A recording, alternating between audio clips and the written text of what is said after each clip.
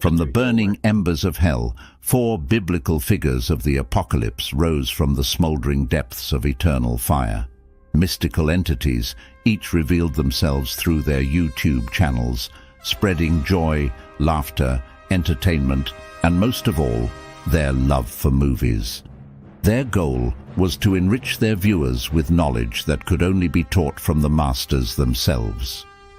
First to enter the Earth's atmosphere was Keith from Euphoria Pictures, a man who had traveled through time and space but still struggled to find room in his pod for all his busts and physical media. Andy, forgotten world of movies, with just as many films to his incredible collection. His humor was so dry, it made the Sahara Desert look like the Niagara Falls. Then there was Scott, the movie critic, king of the live streams.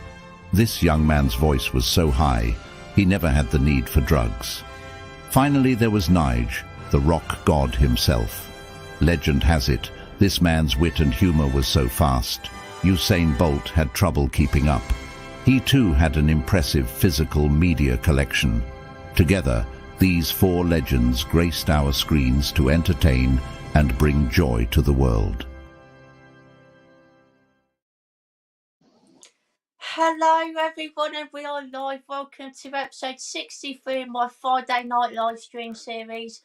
And tonight I'm joined by 4 fantastic guests. Nigel will be on soon. He's just having his tea, but he will be here very, very shortly. First up, we have Andy from Forgotten World of Movies. Hey everyone. Next up, we have Keith from Euphoria Pictures. Hey everyone. And lastly, we have AP from Mr. Movie Cheer podcast joining us tonight. Hey everyone. Thanks for having me on.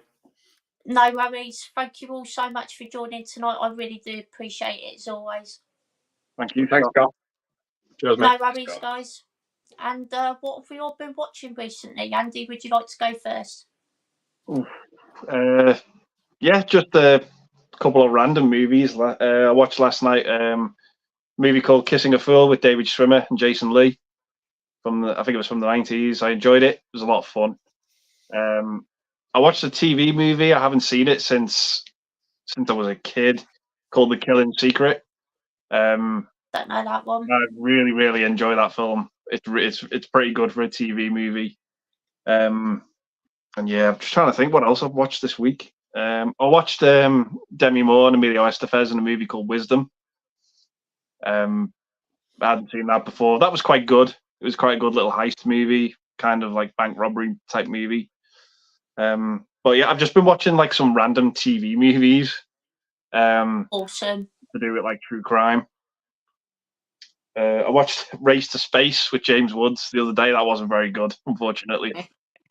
Yeah, that's about it for me. And in between films, I've been watching episodes of the A-Team. So I've just finished season 2. Oh, nice. What's that like? Every episode's the same, but it's a lot of fun. It is essentially someone's being bullied by someone else, and they call the A-Team to sort them out. That's every episode. Right. Does the same thing happen as well, where like they always get trapped in a shed and they build like a tank? Yeah, they always build something. They built it right. They built a rocket launcher that fires cabbages the other week. Oh God! Like, it's so daft, but I love it. Absolutely love it. So much fun. Yeah, that show. Yeah. Awesome stuff, Andy. Great watches there, my friend. What about yourself, Keith? Yeah, so I've been continuing with my Child's Play movies. So I watched part 3, and another good solid sequel. After I really enjoyed it. I continue with my Alien movies as well. I watched Alien Covenant last night. You know, Alien Covenant is one of them movies I came to realize it's like you just sit down and you just watch what's on screen and try to ignore everything else. Yeah. Because he absolutely destroys the mythology of the xenomorph in that movie. It is Ridley Scott can make a beautiful looking movie. Everything everything looks great. It does. So yeah, we watched Alien Covenant. Watched House by the Cemetery. Bought that on 4K just recently. Beautiful transfer. Good solid horror movie. Even though there is a lot of stupid scenes in it, but you come to expect that from Italian horror. But yeah, I had a good time with it. And what was the last movie we watched last night? We watched Alien Covenant. I can't remember the last movie. Jesus Christ. I really have to stop drinking when watching movies. I can't remember the second movie. I'm sorry. No worries. Yeah, that's about it for me. Awesome stuff, Keith. Great watches there, my friend. Cheers, mate. Thanks. No worries. What about yourself, AP? Oh, mate. So I watched the 13th Floor this week. It was like a 1999 sci-fi movie. It was like a guy called Jed from the channel recommended it to us, and I really enjoyed it. He said like he recommended Dark City a few years back, and I watched that and I really enjoyed that one. This one's like I don't want to spoil it because there's some really good story like moments in that. And if I said too much, it was spoiled. But it's basically a virtual reality simulator movie, and the character goes into it, and they go into the 1930s, and they take over like the characters, like the world that's created in the 1930s is like they have their own avatars, and then they take over that person. And every time they come out, then the actual character, it's like a video game. Like they have their own lives, and they kind of like they black out every time, and it's so bizarre, wow. and you kind of don't know what's going on like throughout the story, and then at the end you're just like, wow, Am I right? Am I right in saying that Roland Emmerich produced that movie? I think he he did. Yeah, I was got the name like when I was watching it. I was like, oh wow, it's honestly really solid. It's one of them though. We kind of like got lost in the shuffle with the Matrix because it was like released like a few months after the Matrix came out, and it just everyone was probably just tying it into like it's just a Matrix ripoff. It's nothing like the Matrix, even though it's like the whole the virtual reality like Matrix or like vibes to it, but it's completely different movie. It's like it reminds me like a science fiction version of Goodnight Sweetheart. It's like that. Brilliant. There you go. Oh no, he's frozen. Oh, shut up. Oh my God, he looks like a character from the movie Smile. He does. That's actually quite creepy to Keith. I know you said that. Truth or dare.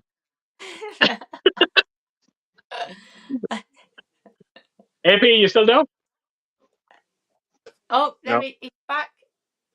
You back? No, he's gone again. No. Not quite as creepy. No. That one's definitely a bit better, that's for sure. Oh, do you know what? I actually remember the second movie we watched last night. I can't believe it. Goonies. Oh, Goonies. You know, I said this to the person that I was talking to today. I feel almost sad watching that movie sometimes because I realized that I'm never going to be able to see a movie like that again. Yeah. Yeah. You know, it's a shame when you think about it. It is definitely, yeah. Great film, really did enjoy it. Yeah. Oh, it takes you back. Such a great movie. Yeah, really enjoyable for sure. Awesome stuff there, Keith. And looks like we've lost AP, so hopefully he'll be back soon. Hopefully, please God. Yeah. Yes, definitely. But I've watched a couple of films myself, not too much, but I watched Runaway, which was a really cool sci-fi action film. Really enjoyed that. Tom Selleck gave a great performance in that film. He was really fantastic. Really did enjoy that. And I watched yesterday for the first time White Heat, starring James Cagney. Great gangster film. Really enjoyed that. Top of world. Yeah, great film. Really did have a good time with that one. Have you seen that one before, Andy? White Heat? Yeah, I've seen it a long time ago. It was a good gangster movie. Come on, remember? Yeah, it is. Really enjoyed that one. You seen that one, Keith? No, I didn't. I think you posted it up on Facebook, didn't you? Yes. Yeah. No, I've never seen it. No worries. It's a really good film, actually. Really enjoyed it. And everyone's links in the description box down below. Give all these guys a sub because they all have fantastic channels. Cheers, mate. No worries. And let's get into comments. No worries, Andy. First up, we've got Gary from St. Hello, Gary, mate. Great to see you, Gary. guys. Okay. Says, evening to all you good people. Hope you're well. And Nigel, hope you're feeling better soon. I think he's feeling better today, which is great to hear. And he says, great thumbnail, by the way. Thank you, mate. Yeah, Nigel done a fantastic job with that thumbnail. Looks really, really cool, definitely. And we got Andy's Cardboard Star Wars here. Hello, Andy, mate. Great to see you, Yeah, my thanks. friend. It says, happy Friday, lads. I watched Friday 13th, 2009 yesterday, first time. Not gonna lie, it wasn't very good. What are your thoughts and why was it made? It's okay. It's not great. It's decent enough. Quite brutal in parts from what I remember. I haven't seen it in such a long time, so I can't remember loads about it. But I do remember it being decent. And probably money, I would say, is why it was made. To be fair, but Jason and obviously Friday 13th films all do very well, so obviously money's going to be a big factor in that for sure. What about yourself, Andy? Yeah, I don't think it's an amazing film. It is hands down the best cinema experience I've ever had watching a film, just because of the crowd I went to see it with.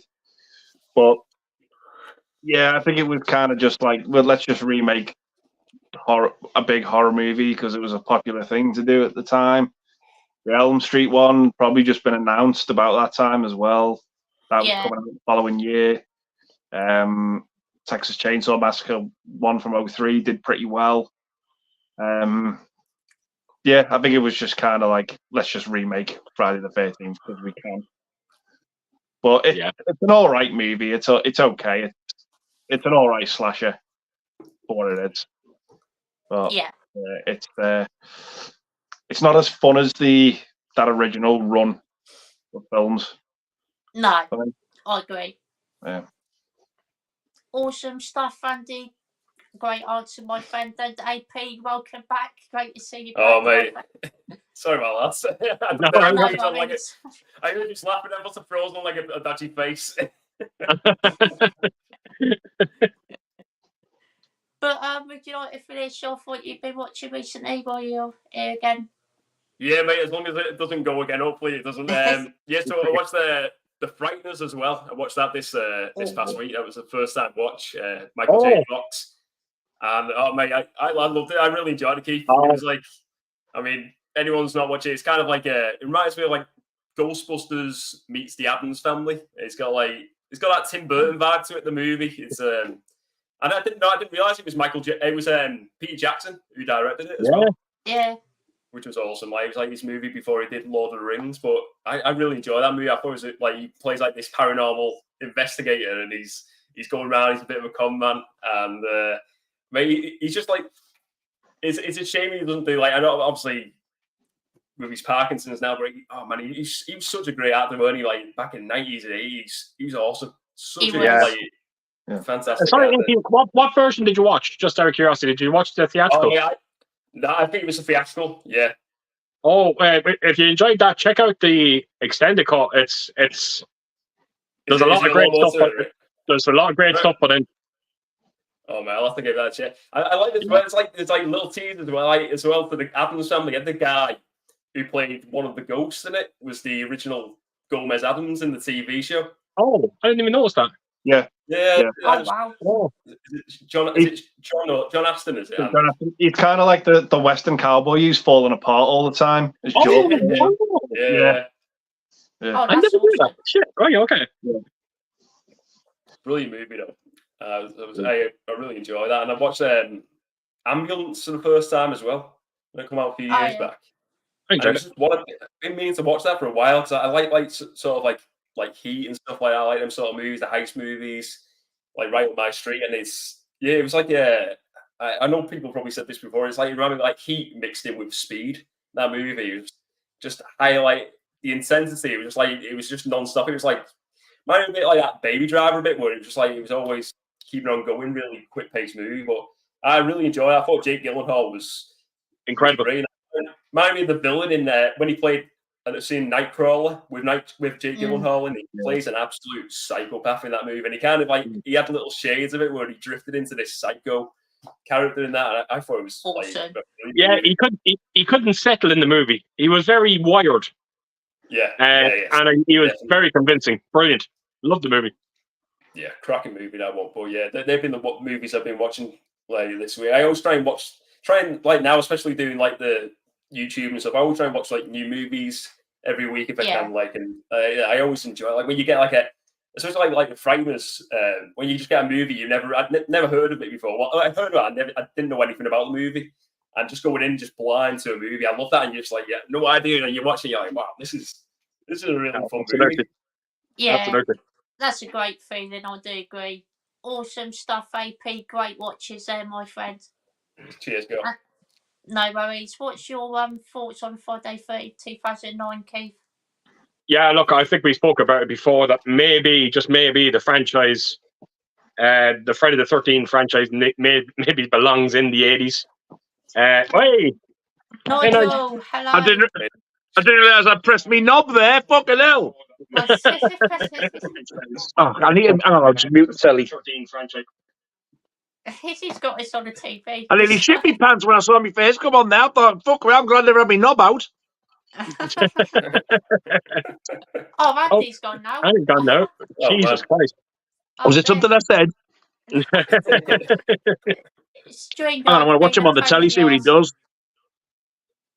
He's pressed the button, he's gone sideways, and he's fucked up! It's on a delay on the telly. Yeah, that's always a delay. Oh, I wouldn't care if something very hilarious planned as well. Was it something I said that you fucked off there? I was going to set a picture of Morrissey, do that, and go, I was looking for a stream and then I found a stream. Ha! But he'd be fucking stupid finger pressed the button too early. I was worried you were going to get your little cocktail sausage out. Yo, you've watched that, have you? Do you see the bit I put in a Pete? I can't remember. It was the one not Pete. Keith. I put a little bit in a Keith. It was either the one I've just done or the one before. Yeah, shite. Yeah, that was good. What about that? I've recorded a tiny bit of one of your videos where you go, oh, it's shit. And I've put it in one of my videos. Oh, I mustn't have seen it. It was either the one I've just put up like last or the one before. I can't remember which one. I can't. So how you're all fucking diddling anyway? I'm doing great. Oh, good night. Nice to meet you, mate. After all that. Nice. Yeah. Nice to meet you. So, would you all like to know where I've watched, or do you not give a flying fuck? Oh, I couldn't give a flying fuck. Nigel. I'm fucked for that because I can't be asked telling you. What did I start with? Oh, In the Mouth of Madness. Oh, the one I missed out on. That was fucking weird. Oh, I oddly enjoyed it. Right. Wow. I need to watch it again because I need to know. I'm a bit muddled up about the ending. When he sat in the cinema, I thought, is this happening? Is he watching it now and he's gone mad, or is it all in his mind, or what? I don't know. Well, that's the idea of it, in the Mount of Madness. You know, it's... Yeah, so there we go, fucking weird again. I wish they'd fuck up with the weirdness. Cunts. After this night, do you read Sutter Kane? Do what? Do you read Sutter Kane? Do I read Sutter Kane? Oh, shut the fuck up. You obviously didn't watch the movie that fucking well then. If you fucking did, you know exactly what I'm talking about. I did have Ryan in me fucking ear. Oh, yeah, well, Sutter Kane is the writer that they're trying to fucking track down in the movie. Yes, the writer. Who is the fella out of Beverly Hills Cop 2, but with the gayest fucking hairdo I've ever seen in my life. What the fuck was that wig all about, really? Made mine look masculine. He walked, as soon as he walked up the screen, I went, what the fuck's that? What's he got on his fucking head? It looked like he'd been clipped on. Then I've watched... You know that lovely church, by the way, and you know that kind of church that they go to? He got knocked down last year. Oh, what a bastard! Yeah, fucking shame. I hate it when stuff like that happens. Yeah. It's a It's shame. a beautiful building as well. Started watching again. I haven't watched these for years. I forgot how good they were. But started watching the Tales from the Crypt series. Nice. Watched. I went to bed at 1 o'clock one night. Said, "Should we start them?" I said, "Watch a couple because I am getting a bit tired." Yeah, we were there about 5:30 watching the fuckers watching 9 episodes. We then watched another 2 and another 2. So like coming towards the end of season 2, and do you know? I actually forgot how good it was. I thought, yeah, there's a reason why this is always one of your favourite teleseries. Amazing. And then the other morning, I got up about 6 o'clock in the morning because I couldn't sleep. And I watched, for the first time in 4K, Zombie Flesh Eaters. Oh, nice.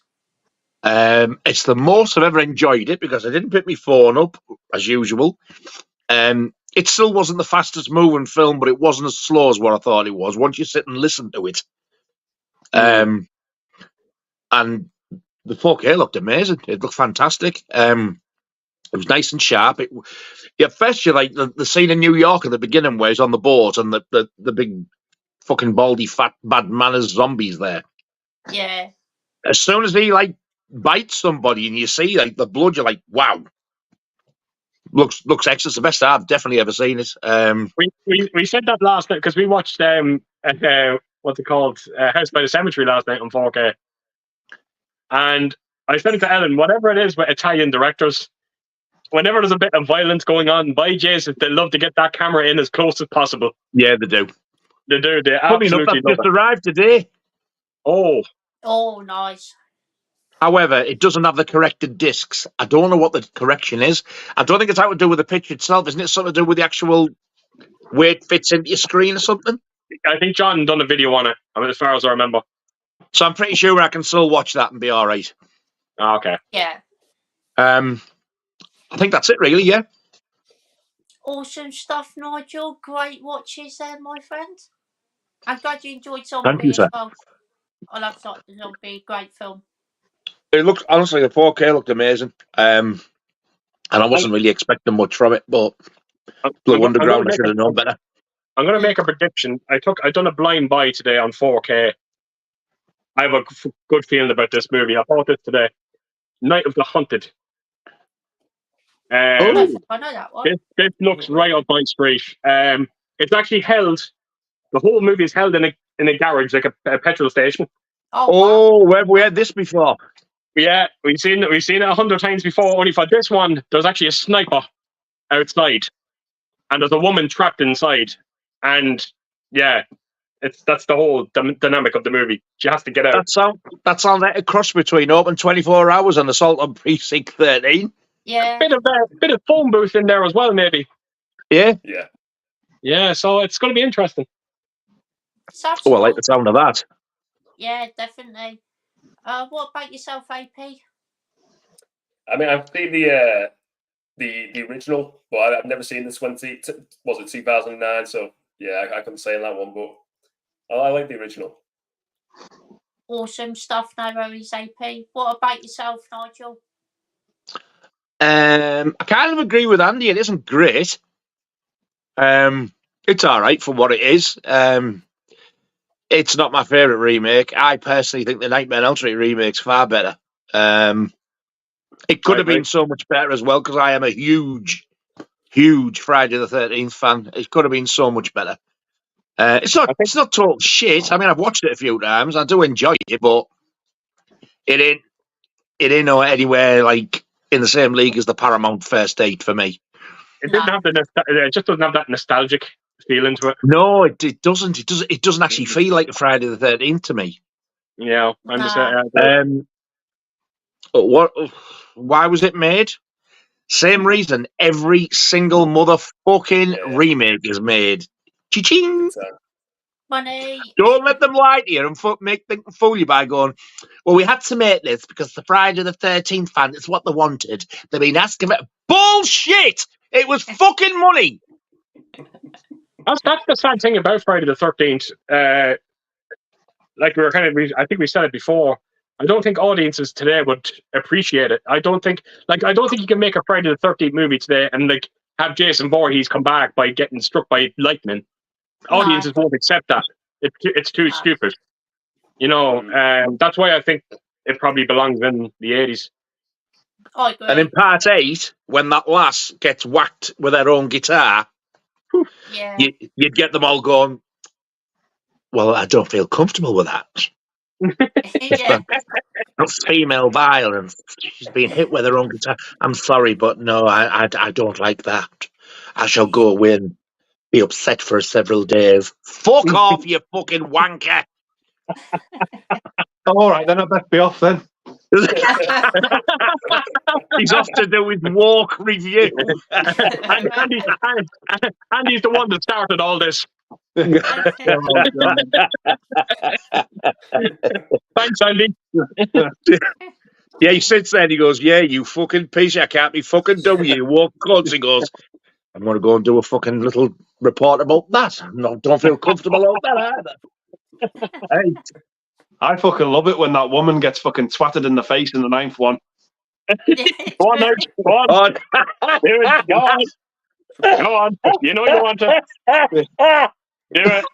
Go on. With the fucking elbow.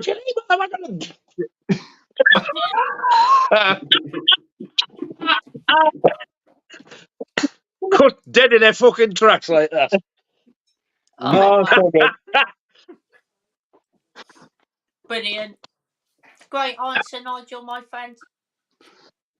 And we've got Keith here. Hello, Keith. Hello, mate.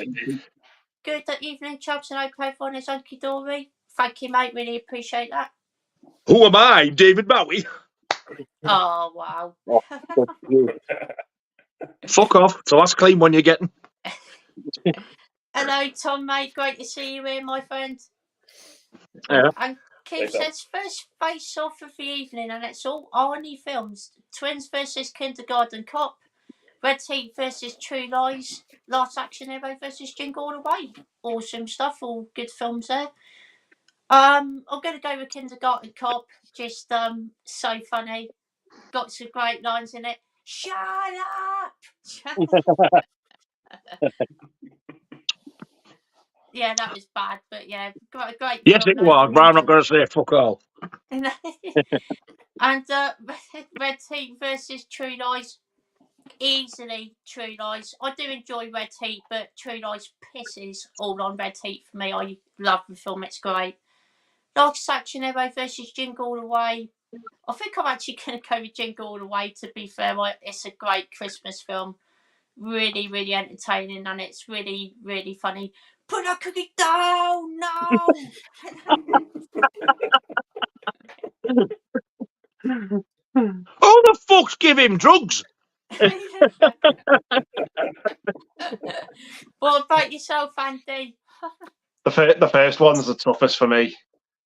But I'm going to have to go Kindergarten Cop. It's got my favourite Schwarzenegger quote of all time. Which one was it? Well, bring your toy back to the carpet. Yeah. I was joking. It's not really that. Yeah, it is.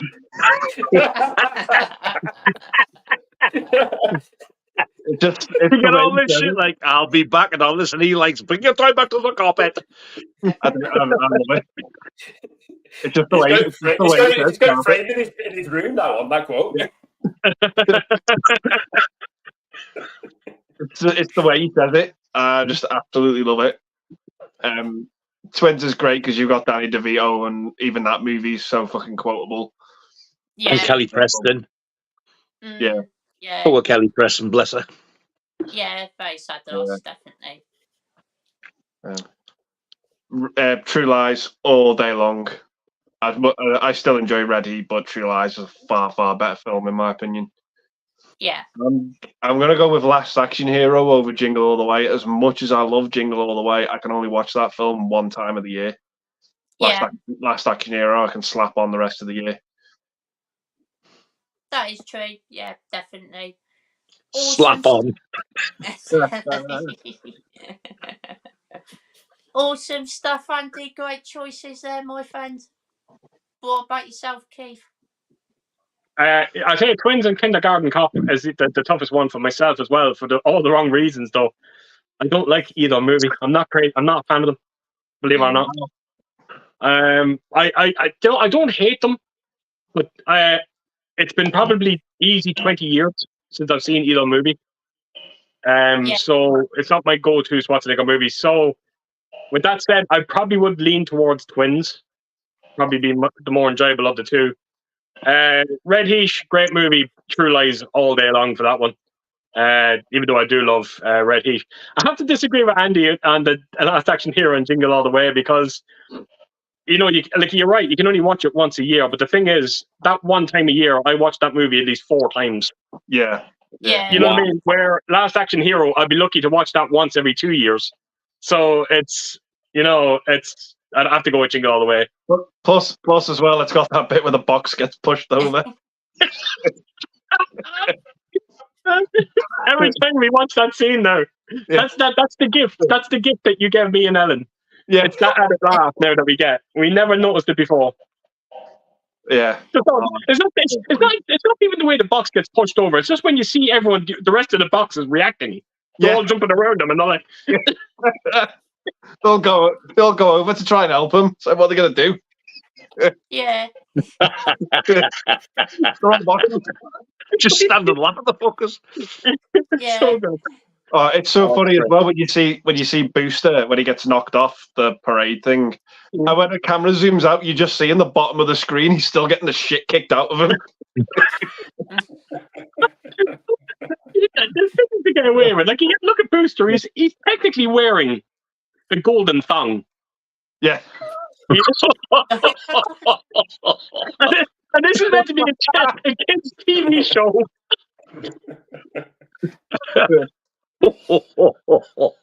A golden. The pink tiger and a golden thong.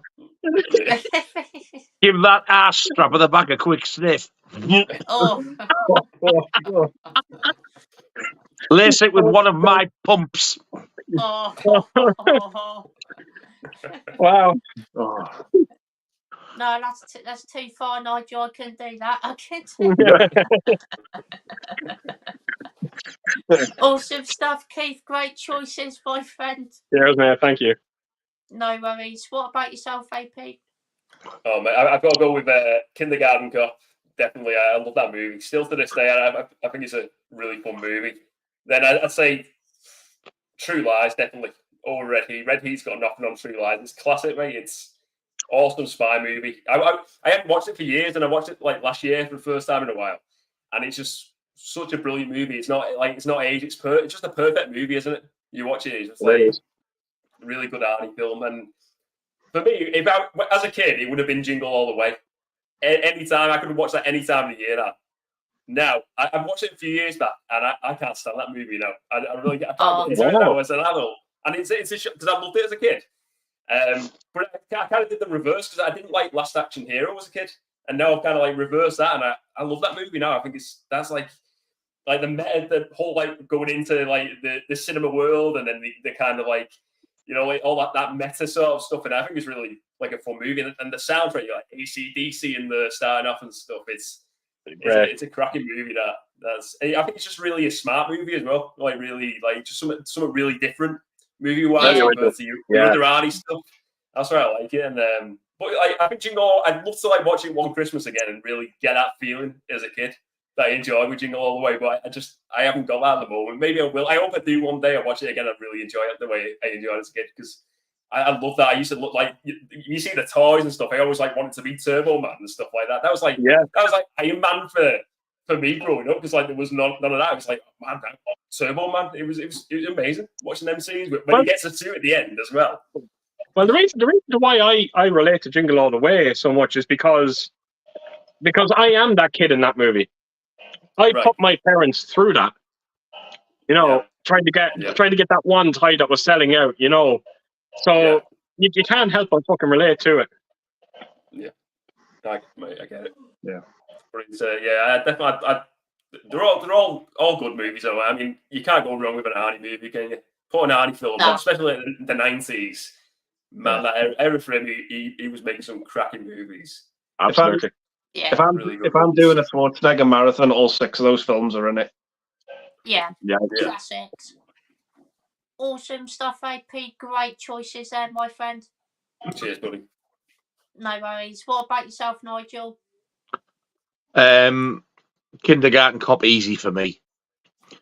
I've not seen Red Heat, but I can bet everything I own that I ain't gonna like that as much as True Lies, because I absolutely fucking love that film. So I'm gonna go with True Lies anyway. It's the last one that's the hardest for me because I love both for different reasons.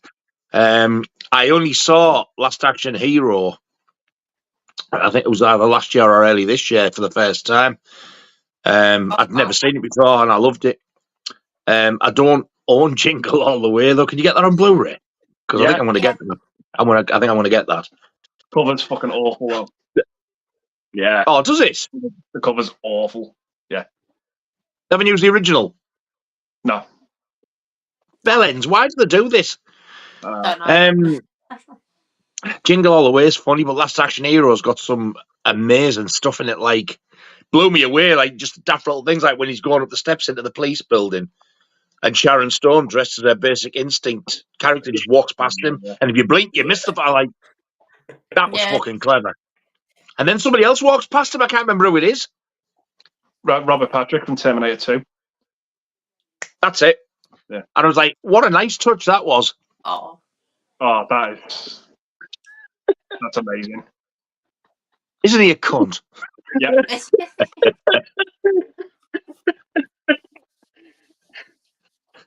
Jingle All the Way, Last Action Hero. Oh, fuck.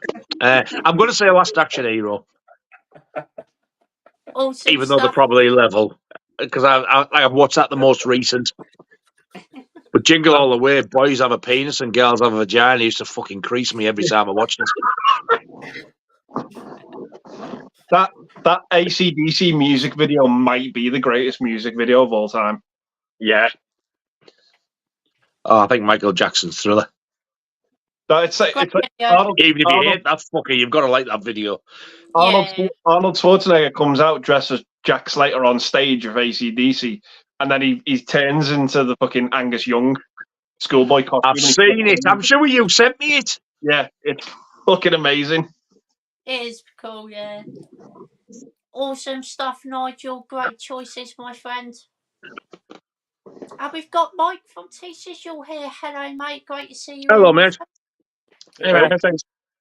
Got and he says, what is your thoughts on the Omen films? First one is my favourite, second one is okay, and three and four are bad.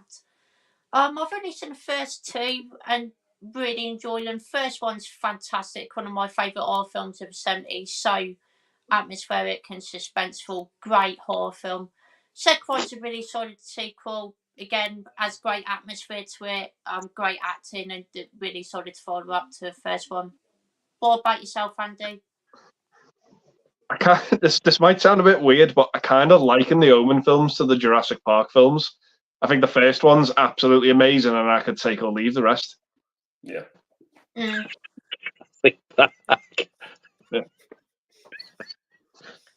Just imagine Damien hold his mother's hand, this fucking thing comes behind him. Oh, this fucking velociraptor. The park in Jurassic Omen was the park. The park. That would be the shittest film title ever, wouldn't it? The Park. Omen Park and the Jurassic. The Jurassic. I'm just going for a walk in Omen Park. I'll see you later, Toffler.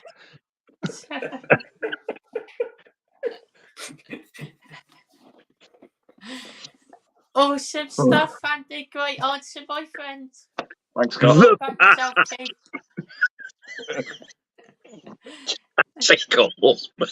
Fuck off. Oh, suck me raw and call me Rupert. What about yourself, Keith? What? The question, you dozy fucker. He's too busy playing with his fucking eyeballs. You're right. I was playing with my balls. I was playing with my balls, but it wasn't me fucking eyeballs.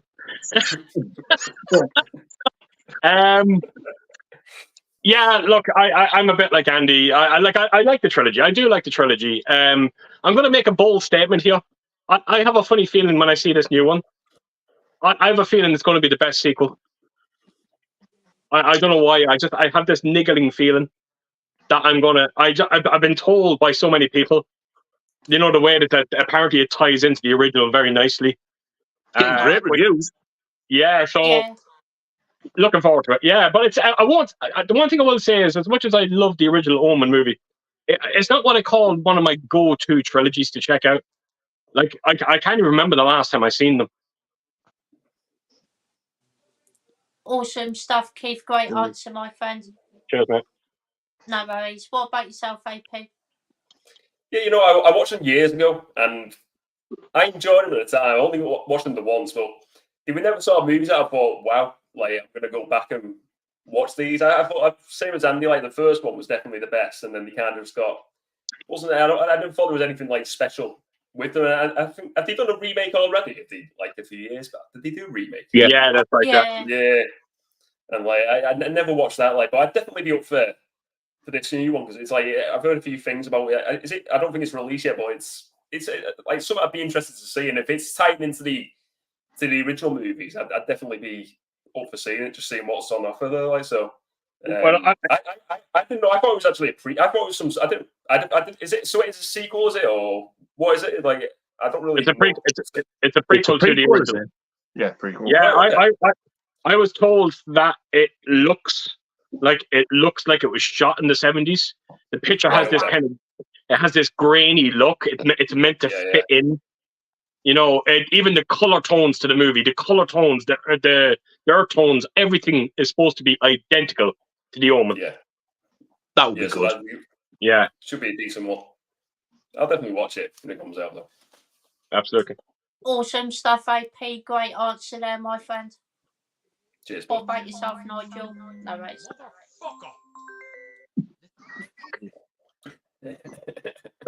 Don't fuck away from me there.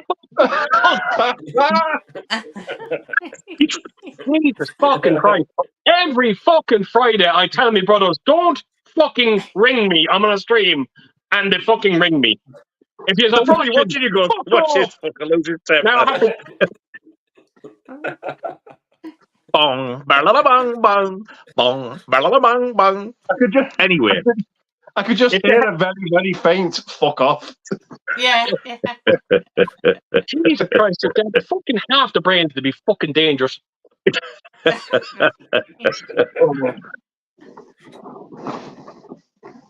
Yes, I do really like them. I've got the Scream Factory box set. I have always liked them. However, I've always found them inferior to the original Exorcist.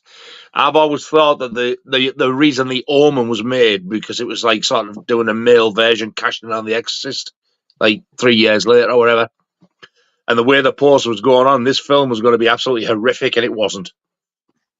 But like Keith, they're not one of my go-to sort of series of films. It is a few years since I've watched them.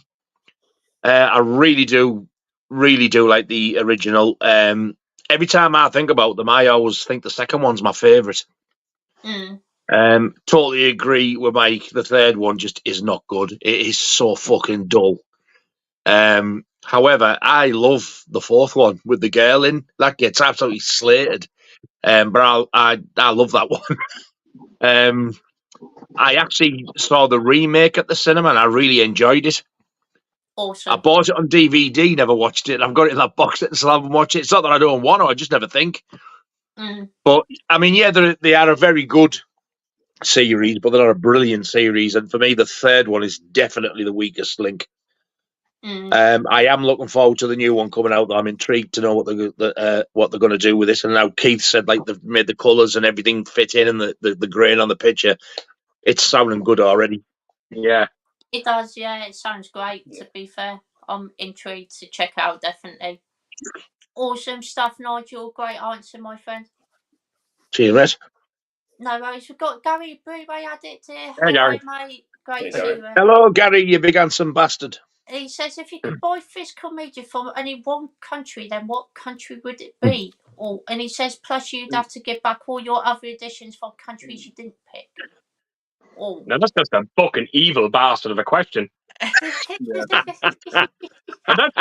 fucker, he fucking thought of that fucking question looking at me. I know he fucking did.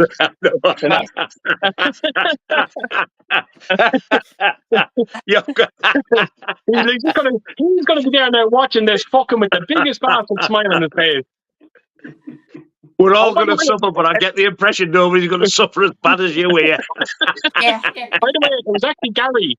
That movie that I showed you, that Night of the Hunted, it was Gary that posted that up on Instagram and made me aware of it. I never. Yeah, and then I instantly checked out the trailer to it, and I was like, oh shit, this looks great. So yeah, it's because of Gary I got that. Do you know what I think I seen his post, and I thought it said Night of the Hunter, thinking it was the Robert Mitchum film, so I just scrolled past the fucker. Yeah, no, I was intrigued. So thank you very much for that, Gary. But you can go fuck off with your question.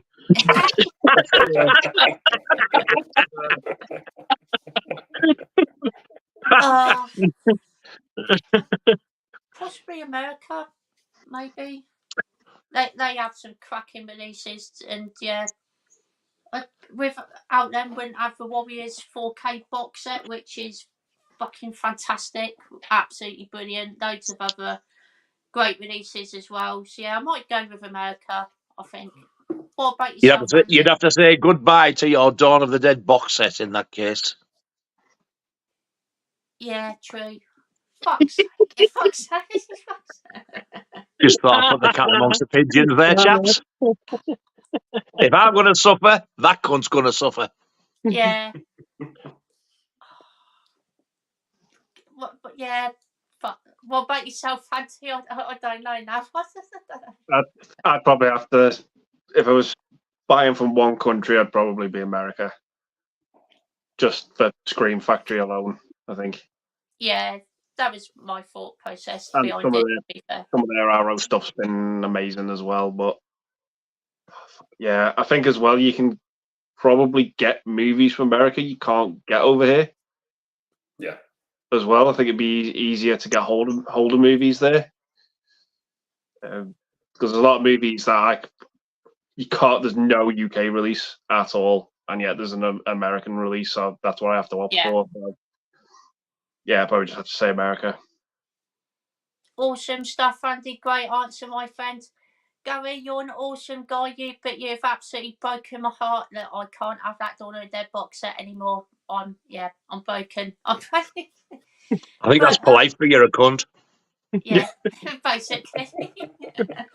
But Keith, are you sticking with your original answer? I can't fucking wait to hear this. Yes, Keith, what about you? Fuck off. Seriously, how the fuck am I supposed to answer that? Look, I'm fucking surrounded by international.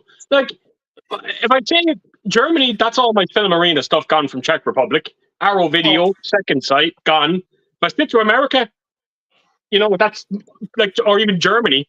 You know what? It'd have to be Germany. I have to go with Germany because if I didn't have Germany, I wouldn't have anything behind me. You wouldn't have your busts. Yeah.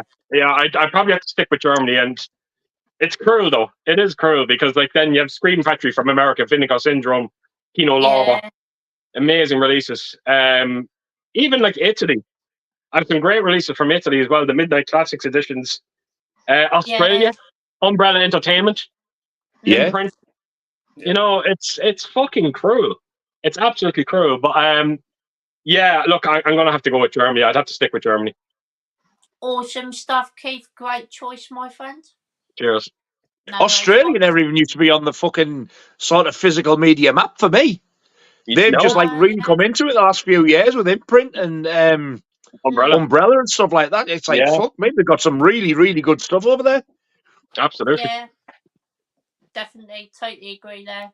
What about yourself, AP?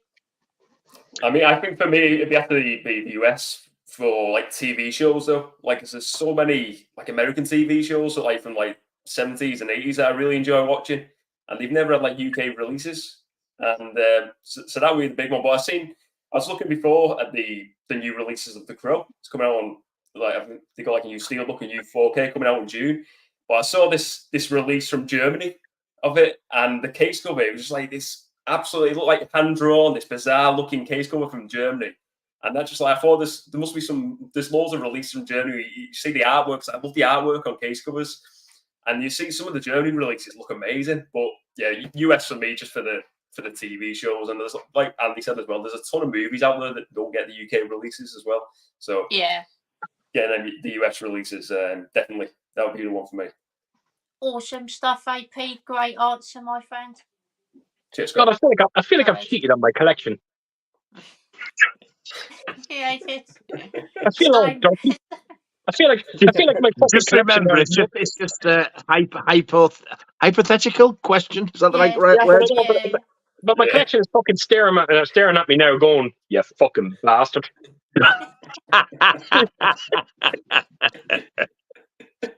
Oh, so you'd get rid of me, would you? Right, when you go to sleep, I'm jumping off the fucking shelf tonight, you cunt. See how you like that? Cheating on me for a fucking bust. That was my fucking dream sorted for tonight. Thanks very much for that, Nige. I'm just picturing Foxy slapping him with his mop. I'd keep away from that fucking maniac one. Yeah, shit. You'd be very disappointed. The maniac one will be fucking scalping him. Yeah. What about yourself, Nigel? Oh, is it me? Oh, right. Oh, America, without any fucking shadow of a doubt. Most of mine are from the States anyway. They get better stuff. They get films we can't get, and especially collecting video nasties and stuff. If it hadn't been for the stuff in the States, I'd have been fucked for a lot. I've just got another one. Another Section 3 there. I looked on the list, it said no UK re-release. Nice. And on the nasties list, it wasn't called that. It was called Savage Terror. So when you're looking for stuff like that, you can't always get it over here. And I always think as well, the Americans always seem to get better artwork. Yeah, they do. I agree. And even now, I always mainly rely on the American ones. I think it's just a force of habit now. But every time I think I want the uncut version, America, straight away. Yeah. So, Definitely. yeah, without any shadow of doubt, but it would mean losing, Jesus Christ. All my Arrow stuff would be gone just about. But then I do have a couple of American ones, which are good, but only a couple. Bye-bye Second Sight. Oh, fuck me, that is brutal. It is. Yeah, it is brutal, yeah. Goodbye. Bye-bye 88 films. Oh, no. All my Hammer films. Oh, my fucking Lord. All about Warner Brothers Collector's Editions. Sayonara. Yeah. Oh, no. Yes, Gary, I think Keith was right. You are a cunt. I wish we could think of another question for you, see how you liked it. Yeah. But even with all that, I personally could not say anything but America. Yeah. All the film mods would have to go as well. Oh, I would lie and put Made in USA in Biro. on every look, see, it's American. Yeah. It might work, it might not. We'll see. I'd have to do that with a Dawn of the Dead box set, though, definitely. I'll have to see Made in USA. I'd get all my Jaws shit and go and hide it in some fucker's cellar. Yeah, that's not fucking mine if you're asked.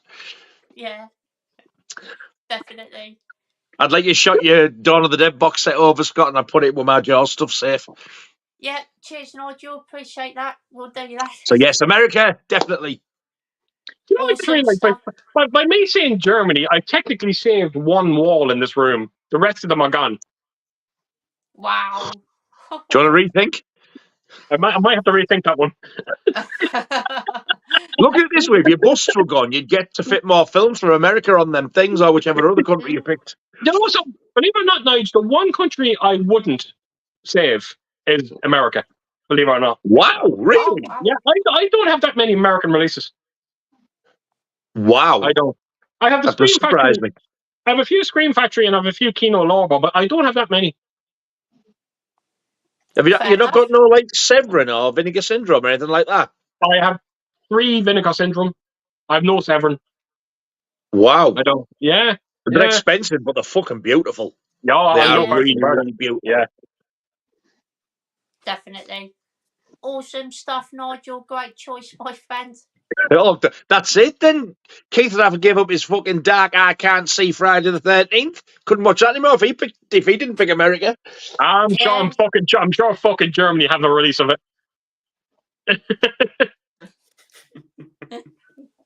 If you like to watch a black screen, that's your film.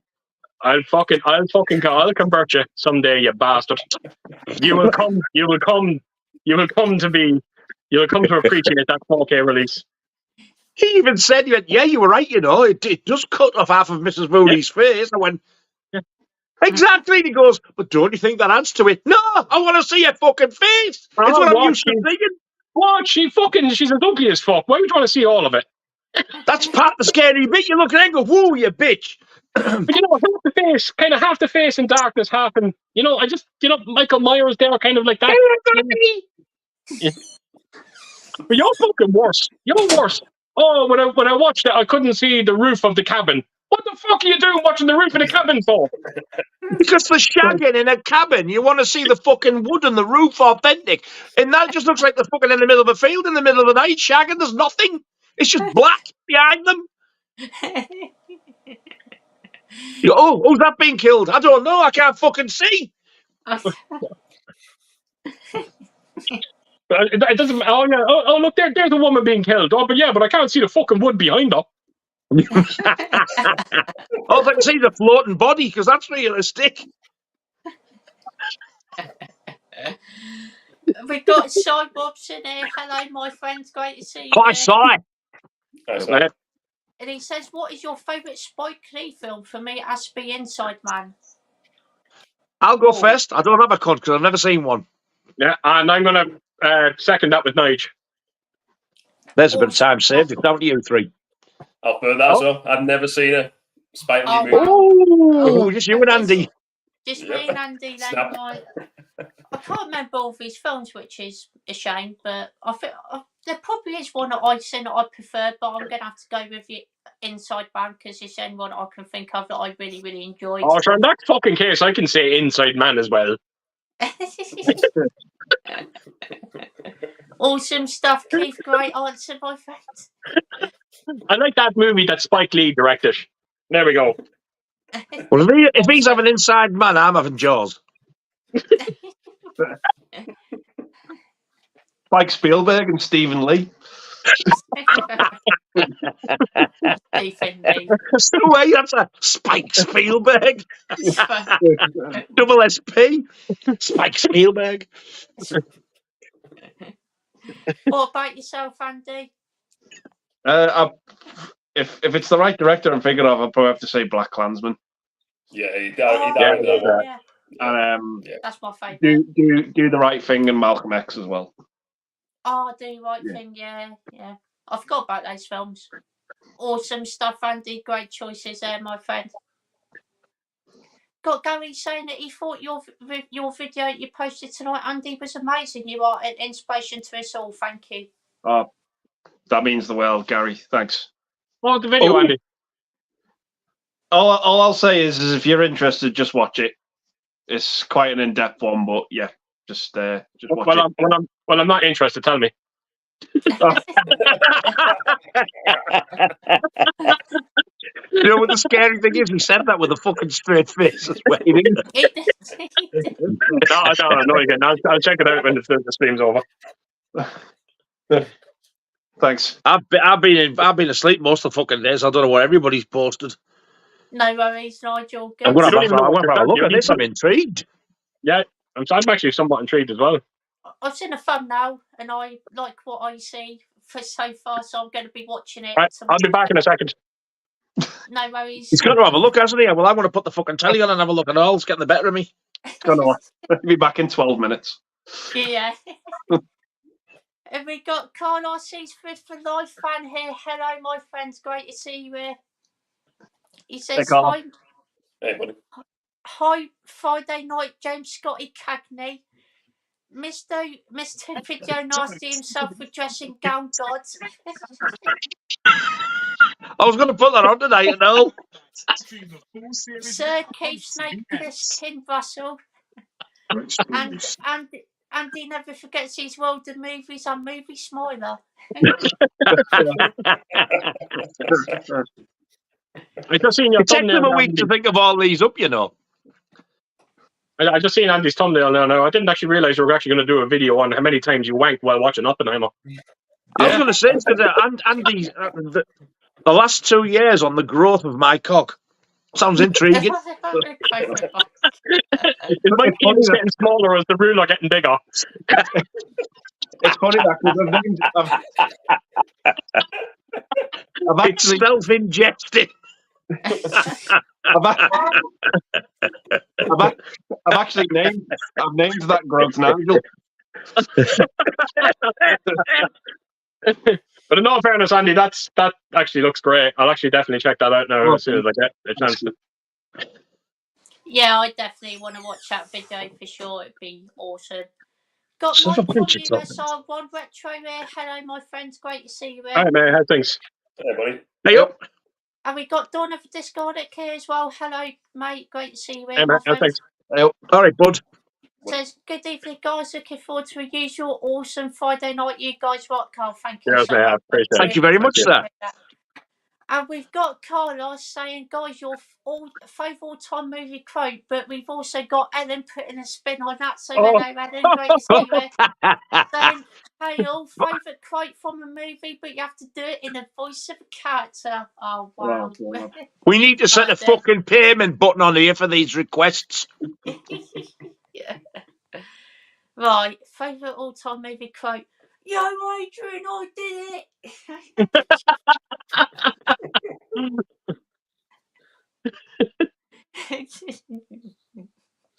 I thought Stallone had walked in the room then. What about yourself, Andy? Oh, I found it. Well, don't tug on it too hard then.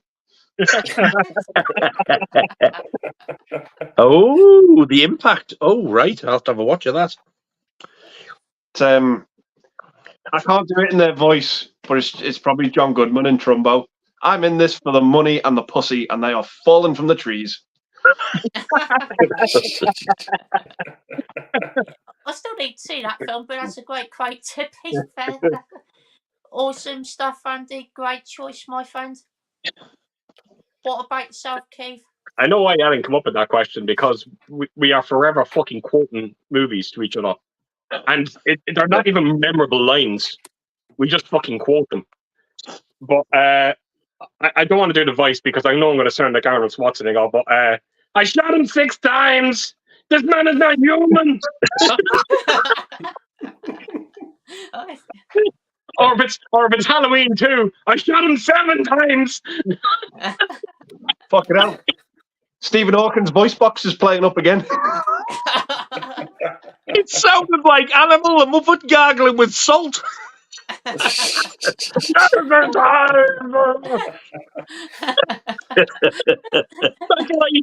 why I don't do impressions, because they never sound like the person, or even remotely close. I thought it was hilarious, to be fair. It was great. That was a good one. Yeah. Yes. But Donald Pleasance does a lot of great lines from Halloween, even like the end of Halloween 2 when he just does "It's time." I fucking love it. It's 2 words. It's time, Michael. Yeah, but sorry, 3 words. Yeah, sorry. It's time, Michael. I thought you was going to go with aliens, to be fair, Keith. Get away from her, you bitch. Yeah, you know, I didn't want to butcher that scene.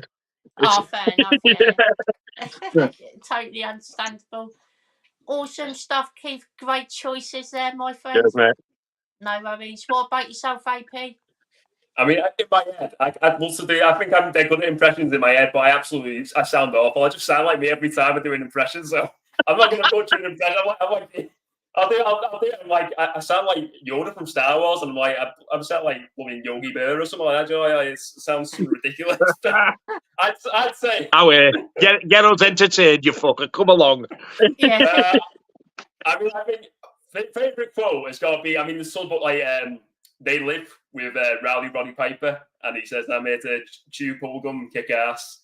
I love that quote. I think it's just a really good line. But I mean, there's one from one of the recent Star Wars movies where he says, I think Luke Skywalker says, everything you need that you already have. And I think it's just like, it's just one quote that always sticks with me now. It's just like, when I think I need something and I always think about that quote, I think it's just like a really like sort of like it sounds like very like stoic, like that sort of quote. I really like that.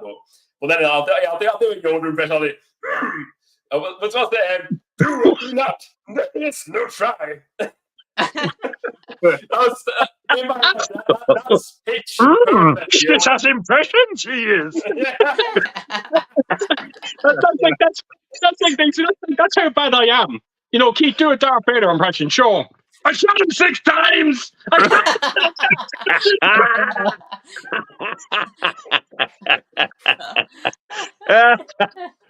Do a Kenneth Williams. Oh, Mason.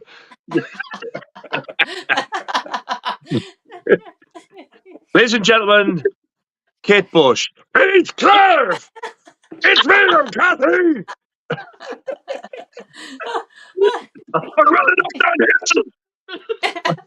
Ladies and gentlemen, Morrissey. I was looking for the job and I found the job. Okay, he's turning into Bill Cosby. Think of it. Oh, fuck. I'll get you your own telly program if it fucking kills me, Keith. You get all these wonderful impressions that you do. I'm that bad at doing impressions. I can't even fucking do a proper Irish one. What about you? Oh, fuck off.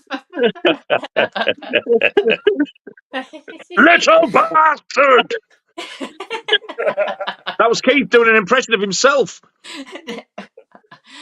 And he still sounded like a gargling fucking animal from the Muppets. It fucking sounds fucking oddly like when I fucking climax as well, funny enough. I make a similar sound. So I am! Oh, wow, you can even use that as well. I shot her 6 times!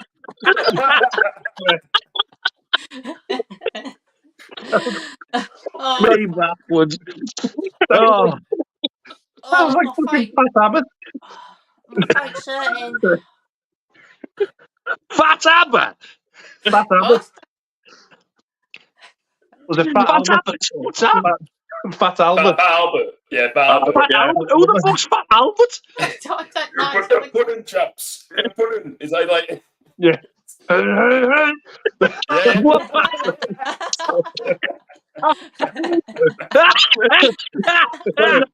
was far too musical. Lucky for me, Donald Pleasance played Fat Albert in the movie, so we're good. I told him 6 times. He's not cool. I'll be back. What the hell have we unleashed here? I don't Fuck know. knows.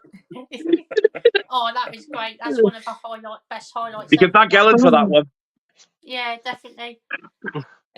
I could do Kate Bush, but I'm not going to. But What about Nigel? Eh? Nigel. Nigel? What? Wait, what?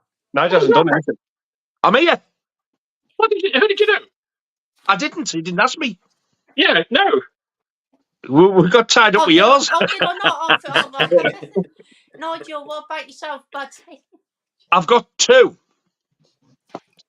One of them is out on Friday the 13th, part 5. Oh, Who God. the fuck are you? What the fuck you want? And the end bit, that is one fucking ugly man that goes there. And there's another one in the original Piranha. I laugh to this fucking day every time. Have you seen the original Piranha, 1978? No, Your Dante one. Yeah. There's a bit where this big fat woman with a tight fucking 70s curly perm, she's talking to this, I think he's a captain. And she goes, "Oh, General, haven't seen you for a while." He goes, "Oh, it's Captain, ma'am." She goes, "Captain? I can't imagine why." And he goes, "Oh, it's politics, ma'am, politics." And she goes, "Ooh." So they walk off, going across this bridge to the boat. She's right behind him, and he just goes, "Stupid cow." And that's it. I'm pissing myself. It's the way he does it. Politics, man, politics. Stupid cow. And it just tickles me. When you watch it, you'll see. It sounds funny, to be fair. First time I heard, I couldn't get me fucking breath. Stupid cow. Awesome stuff, Nigel. Great choice, my friend. Wow, that question was something. We got Matt Chats here. Hello, Davey. Matt, mate. Great to see you. I think that. Yep. Yeah, mate. Well, Felchers. And he says, anyone been watching Fallout? Isn't think what I thought it would be. But I'm really enjoying it at the moment. Nah, the fuck. No, I haven't been watching it either, to be honest. What about yourself, Andy? No, I've seen the trailer for it, and I wasn't really it looks all right, but yeah, it hasn't won me over. There's one trailer I saw this week that's given me a bit of an undisciplined stiffy, but we'll probably get to that later. I bet it's the same fucker that I've seen that's given me a fucking humongous stiffy. Yeah, I think so. Right. Well, yeah, but well, it looks all right, I guess. Yeah. Awesome stuff, Andy. Great answer, my friend. What about yourself, Keith? I've been actually told by 3 people now that have watched the first 4 episodes, and apparently it's supposed to be fantastic. Brilliant. I thought when I originally seen the trailer, probably the same trailer that Andy seen, the first thing I said to myself was some video games shouldn't be made into TV series, but I might be wrong on this one. I did see, I'm presuming it's the opening scene to the movie where the nukes start going off, and it looked fucking terrifying the way it was done. Fuck that. I'm never going to watch it. It looked fucking terrifying. I'm not kidding you. It was a bit too fucking convincing. It was. But yeah, I'll give it a go. We're going to start it next week. Awesome stuff. Keep it. Hope you enjoy it, my friend. Thanks, God. Yeah. How can you enjoy shit like that? It fucking scares the living shit out of you. Right. So that's like me fucking saying, Mike, if you're I'm not watch a fucking horror movie then. Terminator, yeah, but that's got different stuff. What the fuck's Terminator to do with anything? You just said Terminator, didn't you? I said a fucking horror movie. Because horror movies don't blow every country with nuclear weapons. I don't fucking like that shit. Oh yeah, but a mass fucking serial killer chasing you through a forest is okay. Yeah, because I'm not in that fucking forest. Somebody presses that button, we're all gone. Fuck that. Yeah. Especially that daft bastard who's over there now, fucking trigger happy waiting to do it. I've been back in the fucking 80s again. Oh, don't worry, you won't feel a thing. Me turtle's head's popping out at the thought of it. Yeah. Just want to pat yourself, AP. I mean, yeah, I've seen trailers. It looks like kind of looks like a bit like the Mandalorian, a bit like that sort of. But I like the video game was really. I remember playing. Was it Fallout 3 a few years back on the Xbox 360, and that was a cracking video game. And it looks like visually it looks really good. And I think that over the past few years, it feels like they've upped the game in the video game stuff. Like the Halo TV show was pretty decent, and like Uncharted and Last of Us. Feels like they're starting now to like really nail them on with the video game stuff. Like years ago, it wasn't. It felt like they weren't really on par. Like your Assassin's Creed, that was like absolute dope shit. And then like there's other stuff in the there's tons of video game movies over the years. You think, I know it's a TV show, but I'm looking forward to watching it. I'll definitely give it a watch at some point. This one. You see, the TV series will always work better with video games because they have more time. You know, like there's only so much you can flush out in an hour and 40-minute movie. Yeah, definitely agree. I tell you what, after watching that, I'd say be fucking flushing plenty out. You're doing that anyway. Well, there is that, yes. Awesome stuff, AP, my friend. Got that chat saying, catching up on my Eastwood films this week. Got through Birds with Deadpool, Pink Cadillac, White Hunter, Black Heart, The Rookie, great film, and Unforgiven, amazing. Awesome stuff, great films there. I haven't seen all of them. Oh, but the only one I've actually seen is Unforgiven, actually, but that is fantastic. Really, really cracking western there. Really enjoy it. Gene Hackman's an evil fucker in that film, he is. Did you fucking see? I couldn't believe it when Ellen showed it to me the other day. Did you see the pictures of Gene Hackman? Yeah. Jeez, I couldn't I believe wouldn't have recognised him. I'd have walked past him. I kind of said to Ellen, I said that could be just anybody. Yeah. You know, it was wow. Oh. I know age is a part of life. We all have to get old, but wow, it was. Yeah. He just doesn't look like Gene Hackman. No. Oh, How wow. old is he now? How old is he? Is he like 90s? Is he? Or... He's well in his Oh. 90s. Yeah. He's like 90, 93, 94. Wow. wow. Yeah. He looks it as well. He's so frail. But you see, the thing is, Clint Eastwood is that age as well, but Clint Eastwood looks like Clint Eastwood. Yeah. Yeah. You know? Yeah. You know? Shame. Great actor is Gene Hackman. He He's just became a fantastic. recluse. He did. He just... You know, and you kind of have to appreciate what he done there as well, because, you know, he done his life. He had his career.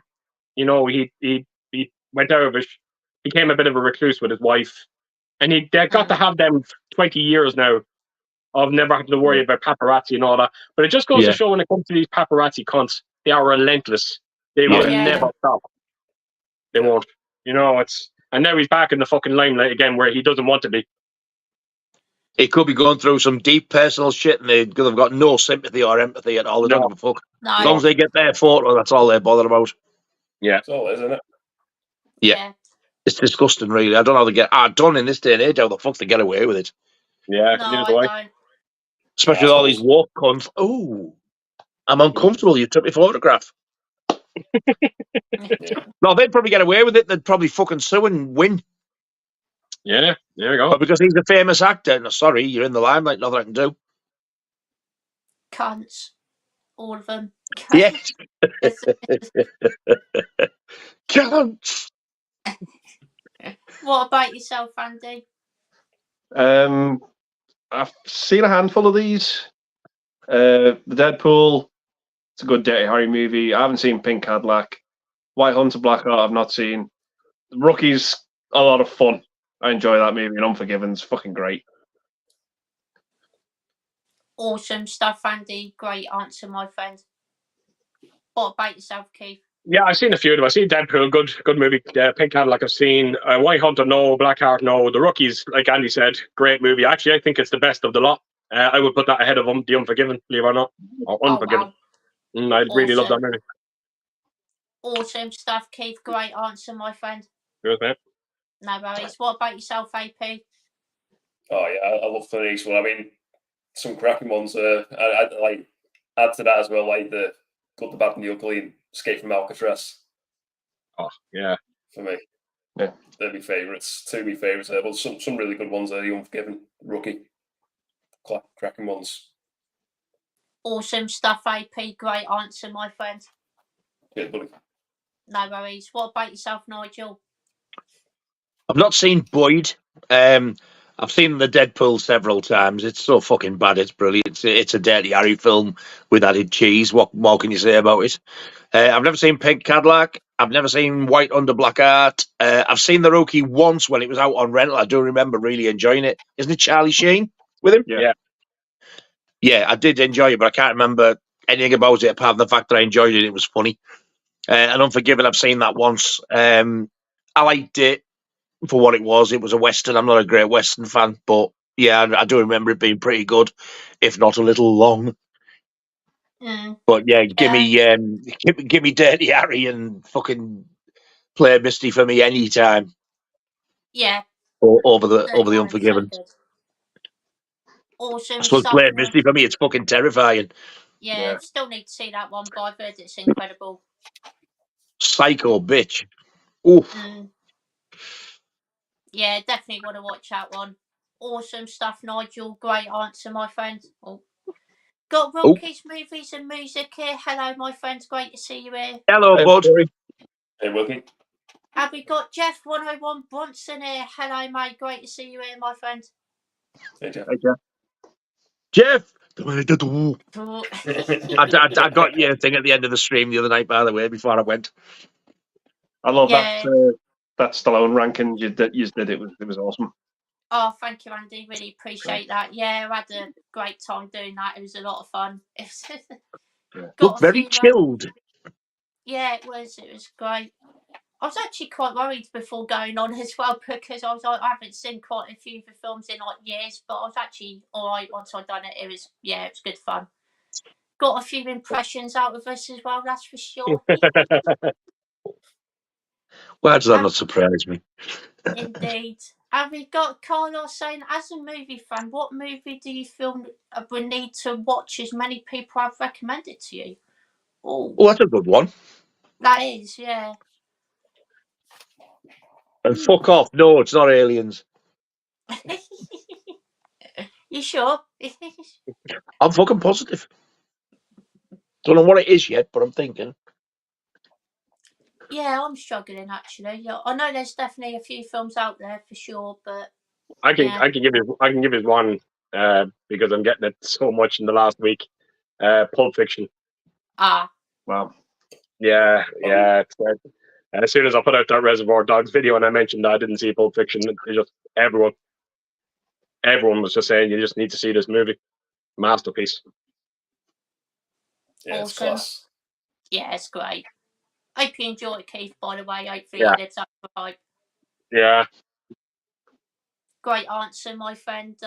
What about yourself, Andy? It's not a movie that loads of people have recommended to me, but when I tell people I've not seen it, they're just like, "Oh well, yeah, you need to see it." It's The Dam Busters. Okay.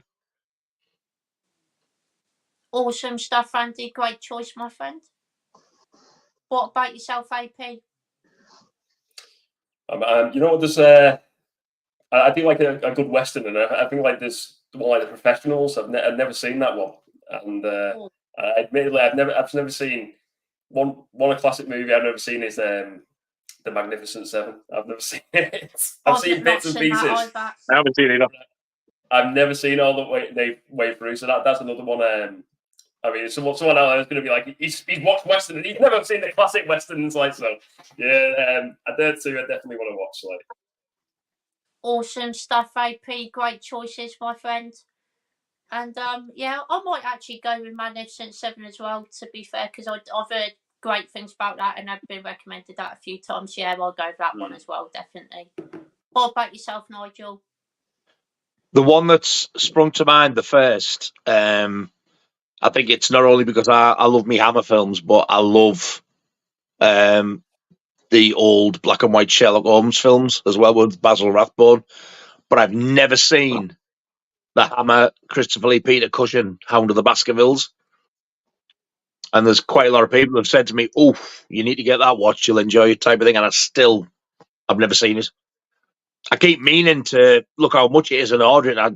There's too much stuff gets in the way, I forget. So I think I might make that a priority to get that one pretty soon. Awesome stuff, Nigel. I hope you enjoy it, my friend. There's two more I just wanted to throw in there as well. Thanks, Bev. I've been always told by so many people, I Saw the Devil. That was another one. Yeah. Yes. Yeah. And oh, man. The Raid, another one as well. Yeah. Oh, The Raid. Yeah. Fantastic. No, Yeah, Raid. them two, definitely, I agree. They're fucking brilliant. Yeah. The Raid, Nige, not Raid. The Raid. I thought you said The Raid. No. Raid. Spell it, because he's thinking Raid or Raid. R-A-I-D. Oh, no. That I wouldn't know. I was thinking of The Raid with Charles Sheen. I haven't seen that either. Oh, it's amazing. His brother cleans up. Frederick Krueger. His brother cleans up well, Mr. Sheen. Oh, Hey, the Raid, Keith, you'll enjoy that, mate. That's a phenomenal movie, mate. I need to check it out. I do. One of the best. Yeah, it's a cracking movie, that one. Definitely. Awesome stuff. Awesome stuff, Nigel. Great choices, my friend. Thank you, Squire. No worries. Have we got our Humphrey's here? All right, mate. Great to see you here, my friend. Thank you. Have we got Born in the 70s Gaming here? Hello, mate. Great to see you here. Yeah, says, evening, great panel. Have a great stream. Thank you, cool. mate. Have we greatest of all time? That I think that means, Nigel. Is what that was go on a trip. Go on a trip. That'd be funny. Go on a tip. Yeah. And we've got Matt Chat saying Battle of the Big series continues. I like that part. Battle of the Big series continues. What's the best film? Friday 13th 4, Nightmare on Elm Street 4, Halloween 4, or Texas Chainsaw 4? I haven't seen Texas Chainsaw 4 or Halloween 4, so I can't comment on those, unfortunately. Friday 13th and Nightmare on Elm Street 4, definitely Friday 13th Part 4. Nightmare on Elm Street 4 is okay at best. I think it's definitely nowhere near as good as the first three. And I really like Part 4 for Friday 13th. It's one of my favourites in the series. I think it's a really cracking sequel. What about yourself, Andy? Yeah, I'm going to have to go with Friday the 13th, final chapter. It's just an awesome movie. Absolutely love it. Love the cast of characters in that one. It's got some great kills. It's got the head machete slide, that one, I think. Yes, it does. Yeah. It's just a really cool movie. Crispin Glover's weird ass fucking dancing. The corkscrew. Yeah. And not forgetting as well, he's a dead fucking as well. Yeah. Yes. Honestly, Andy, see if you can download somehow the 80s VHS version, the UK version. That slide is gone. It's not there. Wow. It Yeah, was that's right. butchered. Butchered the fuck. The first time I seen You'd that be was on surprised Blu-ray. at how much was cut. It's the first time I seen that was a couple of years ago when I bought that metal box set. Never seen that cut before, and I couldn't believe it. Just seen that cut 18 version. Yeah. Big difference, isn't it? Oh my god, I couldn't believe it. Wow. Believe it or not, it's like I've said it before, same again, Halloween 3 was absolutely fucking slaughtered. Oh. They cut loads out of that. And that was quite mild. Mm. Yeah. The entire sequence, the other boy with his nose, that was all gone. Wow. The woman in the bed with the backfire? Oh, yeah. Yeah. That's gone. Gone. Thank God for the Scream Factory 4K as well. Yeah. This is why I said America for films. Yeah. Yeah, definitely. They tamper with them the least. Yeah, But, definitely. as well, out of that list, I've never seen Texas Chainsaw 4. No worries, Andy. Elm Street 4 and Halloween 4, I can take or leave them. But Friday the 13th Part 4 is probably my favourite out of that list. Awesome. Great choice, Andy, my friend. What about yourself, Keith? Halloween 4, all day, every day. Dwight Little, I thought, did a great job directing that movie. He brought it back. It's the only sequel I've seen outside of the first two that felt like the first two. If I'm completely, I don't think any other sequel kind of captured it the way Dwight Little captured it with Part 4. I think it's a very underrated sequel, and I love it. Awesome stuff, Keith. Great choice, my friend. Thank you. No worries. What about yourself, AP? I mean, these are not like series I'd watch all the time. Well, I've seen the Friday the 13th and the Nightmare on Elm Street, so I'd probably lean more towards Friday the 13th. I've seen one Texas Chainsaw Massacre movie, like the one in the early 2000s, and that was decent enough. I've never seen any of the other ones. And Halloween, I've seen a couple of Halloween movies, but I'd probably get lost on which one's which, if I'm being honest. So I'd probably say Friday the 13th. Yeah, definitely. Awesome stuff, AP. Great choice, my friend. Cheers, bud. What about yourself, Nigel? No worries. Friday the 13th, final chapter by miles for me. Easy. This is the easiest one we've had for me. Nightmare on Elm Street 4 is pretty fucking terrible. Halloween 4 is actually very good. I enjoy Halloween 4. The only thing I've got against it is it doesn't matter about the film. It's the fact they brought Michael Myers back after Part 2. How the hell it happened, I don't know. But once you bypass that and watch the rest of the film for what it is, it's actually a really good sequel.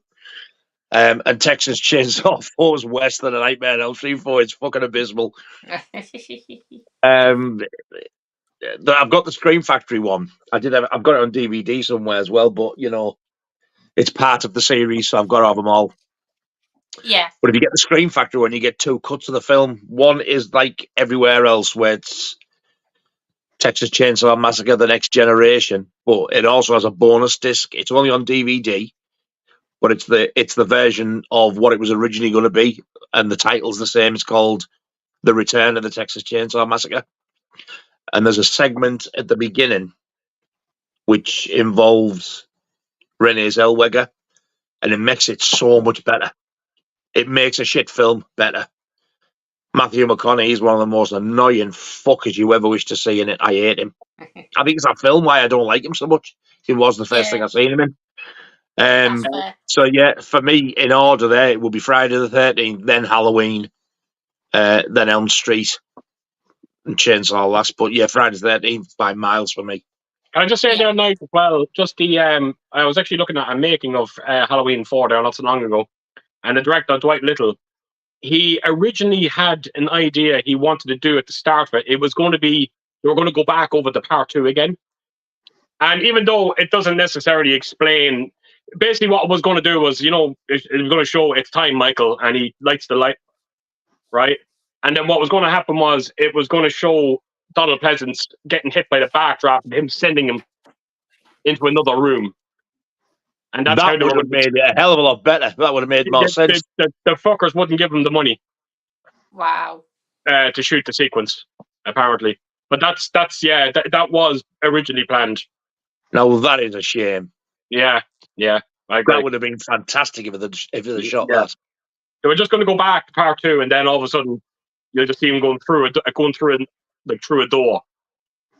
They'd be just being flown by the backdraft or something like that. It was supposed to be something like that. They could have done that then when something like, I don't know, 7 years later, like from 81 to 88. Yeah. That would have been amazing. That would have made it so much better. Yeah, I agree. Definitely. Awesome stuff, Nigel. Great choice, my friend. Thank you, sir. Got him. So next up on a big series continues. What's for best film Friday 30 Part 5, Nightmare 5, Halloween 5, or Texas Chainsaw Remake? Oh, this is easy. Yeah. Oh. This is easy. I think I'm going to have to go with Texas Chainsaw Remake. I love Friday 30 Part 5 as well. Really good sequel. Very funny in parts as well, of course. But, Texas Chainsaw Remake is one of the best horror remakes for me. I thought it was really creepy and disturbing, so I'm going to go with that one. What about yourself, Andy?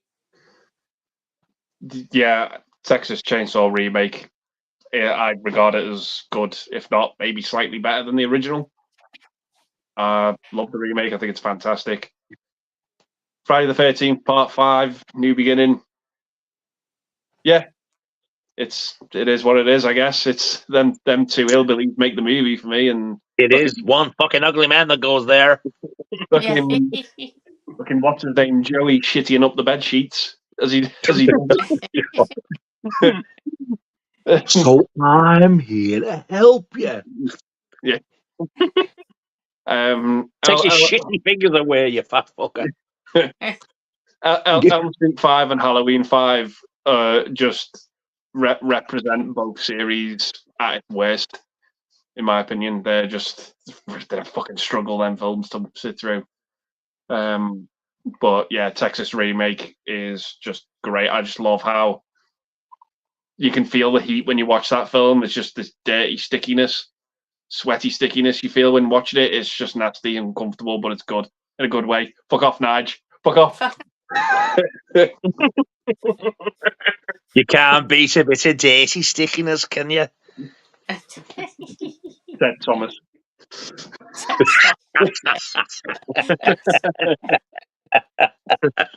Said Percy. Awesome stuff, Andy. Great choice, my friend. What about yourself, Keith? Yeah, I'm quite comfortable here and say the Texas Chainsaw Remake. I think it's light years ahead of the original. I'm not going to lie, I love it. I fucking love the movie. It's the perfect remake. Yeah. Friday the 13th, Halloween 5 is a prime example of when you get a director who doesn't give a shit about the franchise, which he didn't. And he just made an absolute fucking joke of a movie. Jesus, Michael Myers' house looks like something from a Tim Burton movie. It's ludicrous. It is. But that's his fucking vision, apparently. Friday the 13th Part 5 I love. I actually love the movie. I do. Oh, jeez, I was about to slip something down. Just well, I didn't. I'll say nothing more about it. And Nightmare on Elm Street 5, I could take it or leave it. Yeah, that's fair enough. Awesome stuff, Keith. Great choice, my friend. Cheers, mate. No worries. What about yourself, AP? I mean, I'm going to continue this trend with, I could say Texas Chainsaw Massacre because it's the only one I can remember the most there. But I remember watching the old one back. I watched it when it came out, and then watching the original back, and it looks like some goofball just in the mask. Like it looks dead cheesy, like compared like to the remake. You see, it's like I remember watching that remake, and I like petrified. But I'm not really great with horror movies. I get like that's the concept to scare you, but like I'm a big pussycat me, like so.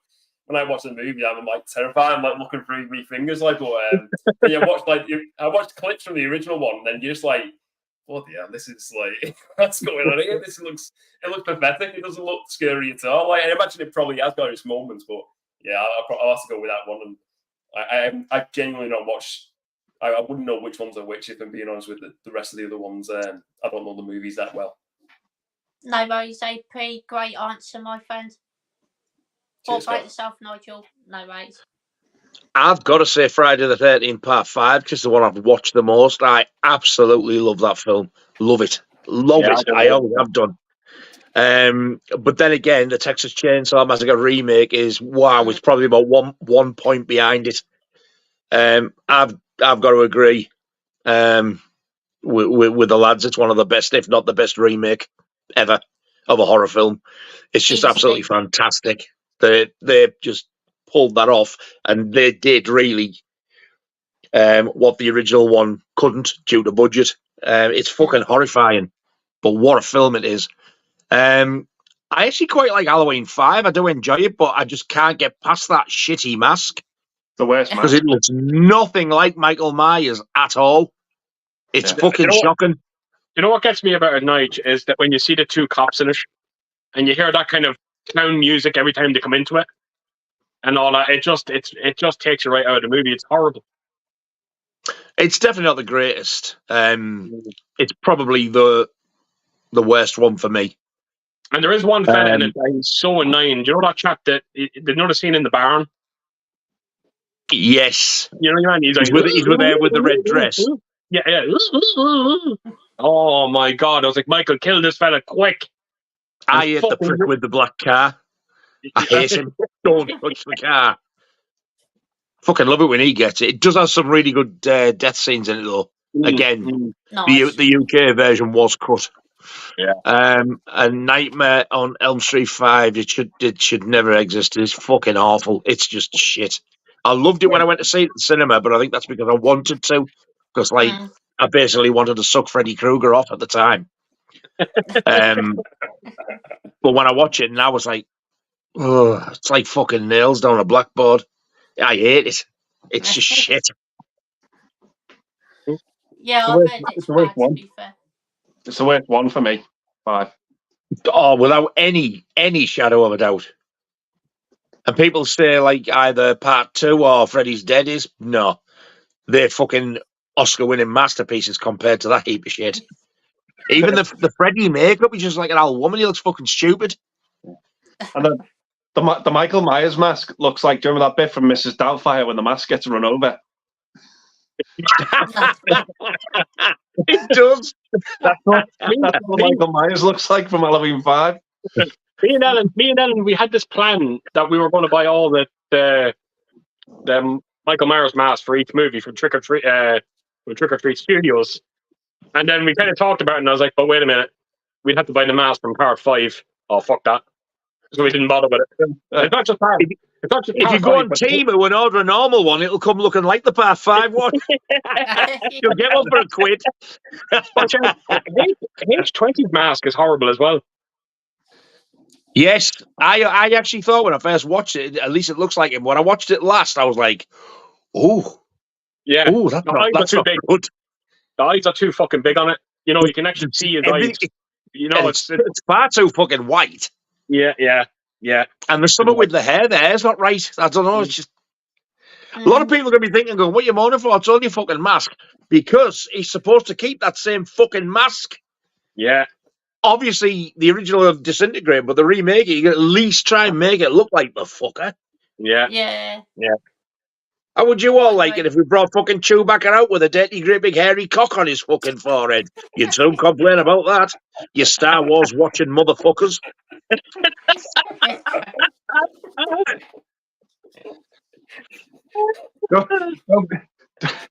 I was going to say, I know he doesn't own the rights anymore, but don't be giving George Lucas any fucking ideas. No, I'm fucking done it. It was fucking big thing on there going, oh, oh. Sounded like Keith there. And this is Keith with his impression of Chewbacca.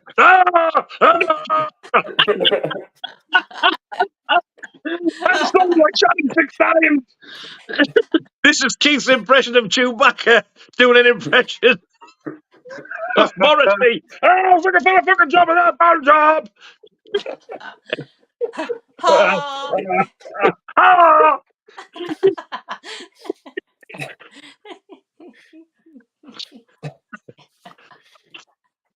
And this is Keith's impression of Harrison Ford. Fuck off, Chewie, you noisy cunt.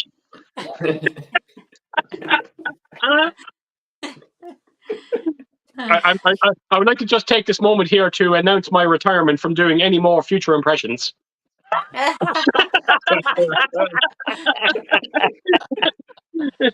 Oh, that's it. You need a fucking farewell tour then.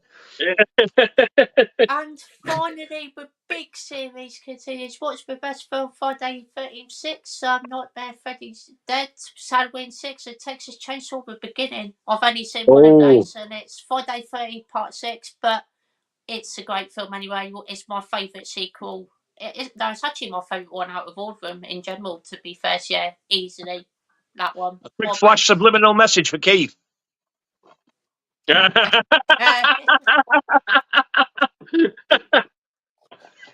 Thanks, Nigel. What about yourself, Andy? Yeah, Jason Lives it's my favourite out of the series. I love that film. It's so much fun. Freddy's Dead got one of the best kills, the air kill. I absolutely love that. I just think it's awesome. Dead creative. Halloween Case of Michael Myers for me. Halloween 6. It's just boring. I just can't get into that film, and the beginning's all right, but yeah, Friday the 13th Part 6 is just such a joy. It's so entertaining, that film. Yeah, definitely. And you got 2 absolute tunes from Alice Cooper in that film as well. Absolutely. CHOONZ. Tunes, mate. Tunes. Awesome stuff, Andy. Great choice, my friend. What about yourself, Keith? Yeah, I have to admit this one's quite comfortable as well. It has to be Friday the 13th Part 6. That's the movie where Jason becomes a monster. Yeah. You know, that's the one that started all that, you know, and it's just such a fun movie. I love the cast. Jennifer Cook from V. And she's fantastic. I fucking love her. And Tom Matthews. Loved him in the Return of the Living Dead movies. I think he's fantastic in that. I would love to have seen more of his version of Tommy Jarvis. We didn't get it, unfortunately. But yeah, it has to be Friday 6 for me. Nightmare Freddy's Dead, is again, I could take it or leave it. Halloween 6, I think there's a good movie in between the theatrical and the producer's cut. There's a good movie in the middle there somewhere. But as you take the 2 movies by themselves, no. Texas Chainsaw the Beginning, it's very poor. Awesome stuff, Keith. Great answer, my friend. Cheers, mate. No worries. What about yourself, AP? I honestly couldn't choose, but I'll tell you what, I want to watch all the series I've been wanting to watch for a while again. Is Nightmare on Elm Street. I want to watch them up from start to finish, and just I don't know how bad they get. Like if did they get as like the first one? I remember I really enjoyed, and as ending kind of forgetful as they go on the movies. But well, I'll tell you, AP, the best way to sum up the Nightmare on Elm Street collection, it's almost like the Child's Play collection. The first couple of horrors, and then all of a sudden it just goes into comedy mode. Right, okay. That's the way I treat them. Yeah, Freddie finds his fucking comedy voice, and the cunt never shuts up once he does. Yeah. It becomes like a bit of like a parody of himself, like in the movies. Like I watched he them does years ago, kind of. It's shame. but yeah, I definitely want to give them a watch again, just out of curiosity, even just to see the first few, the first one as well. Like, but yeah, so many movies. Like you realize when you hear like the franchise and then there's like these 6 movies and a lot of these movie series, you're like, man, I got loads of movies to watch and I love it. So, but yeah, I couldn't honestly pick one, but I genuinely, like, for me, it's like the enjoyment of watching them all, and I'll definitely get around to watching them all again. I think one of the things with Nightmare on Elm Street that I do love, I love watching the practical side of some of the effects they do in their movies. They're very impressive. Like, you know, the scene in part 3 where he comes out of the TV scene. Yeah. I thought that was, even when I look at it now, I'm like, Jesus, that is fucking good. It looks good. You know, and I got a lot of that from Nightmare on Elm Street, more than I would from Friday or Halloween. So there's even a scene, I don't know which part it was of Nightmare on Elm Street, but there's a bit where it fell on a motorbike. And you remember he almost becomes part of the bike. Yeah. Oh, that's the 5th one. Yeah, and it's brilliant though. It's brilliantly done. It is. Yeah. I mean, practical effects always went through. I was watching Total Recall the other night, and the scene when, like, the 2-week scene when he takes off the face, and then you see it's like the clay face of Arnold, and then it like flips to him, like, and he throws like the head of the guards, and it's just like it looks cheesy, it looks like bad in a way, but then I'm like, I love it. I just love them effects and the practical effects, and it's just like it's just more. I don't know, there's something special about it, and like, I know it's like an easy option to go to. You know, I prefer practical effects, but I think it's because you genuinely notice the difference, and especially, I think in horror, especially as well, in science fiction, you really notice it, like practical effects, like how good it can make a movie look. And new movies now, they just rely too much on the shock of things and just like special effects way too much. When they go to practical, lean into that more. I think you can get better results from movies. Absolutely, I agree. Yeah, I agree. 100%. Awesome stuff, AP. Great answer, my friend. Cheers. What about yourself, Nigel? I will just say, if you are going to watch the Elm Streets, the first 3 are the best. Right. Yeah. Then it dips. Then it dips with 4. Then it dips to a whole new fucking level of depravity for 5. But then for 6 and 7 and the remake for me, it does pick up again. So they go from great to shit to very good. But the first 3 by miles. The only thing I will say, Nigel, is everyone's going to have everyone feels differently. Like I fucking hate part 2. I absolutely hate the movie. A lot of people like it. You know, I don't hate part 4 near as much as Nigel does. You know, so and I can't stand number 7. I can't, you know. So it's, you know, everyone feels different with that series for some strange reason. Yeah. I'm saying I think New Nightmare is an amazing concept, but I think the execution's really bad. Yeah. I found that a very clever film. It is. It's got an amazing concept to have like Freddy try and like affect the actors of the original film. It's like it's a brilliant concept, but the kid in it fucking kills it for me. I can't stand him. Yeah, I'm like that with him actually. And you know, speaking of get kids, back to Pet Sematary, you little bastard. Speaking of kids, when we watched that fucking House by the Cemetery, oh my god, that little kid all through that movie. Yeah, Bob. Oh Jesus Christ, Nigel! I don't get the hatred for him. I think he's a good kid. He's not like that little cunt in the Babadook. Oh, I don't know. I think he was a bit too much. He was too much in the movie for me. I was like, get rid of this kid quick. Everybody says the same. He didn't bother me. That was pretty good, actually. I'm going to definitely go for Friday the 13th Part 6 as the best one. Absolutely love it. My second favourite is probably going to be Texas Chainsaw: The Beginning. I love that film. I thought it was a really, really good prequel to the remake. Nice. And I actually really do like Halloween 6 and Freddy's Dead as well. I like all 4 of these. I do think I agree with Keith thinking about it. Actually, you could do a really, really decent film if you combine the two versions of Part 6 because they've both got good. It's a little bit slow, but if you stay with it, I think it's a really enjoyable entry into the series myself. I don't mind watching the movie. I like it. You know, it's. I tend to watch the producer's cut more than the original now. Like, yeah, weird, but yeah, Friday the 13th Part 6 by miles, and especially for the Alice Cooper tunes, mate. Tunes. Yes, Nigel. Brilliant songs. Absolutely loving, my friends. They are great. Awesome stuff, Nigel. Great choice, my friend. And we got our 13 saying that he saw Late Night with the Devil on Monday night. It was wicked. I'm not Excellent. just a pussy when it comes to horror films these days. Only took me to my 50s. What a pussy. Hey, at least you got there. That's the main thing. Yeah. At least you got there, mate. Definitely.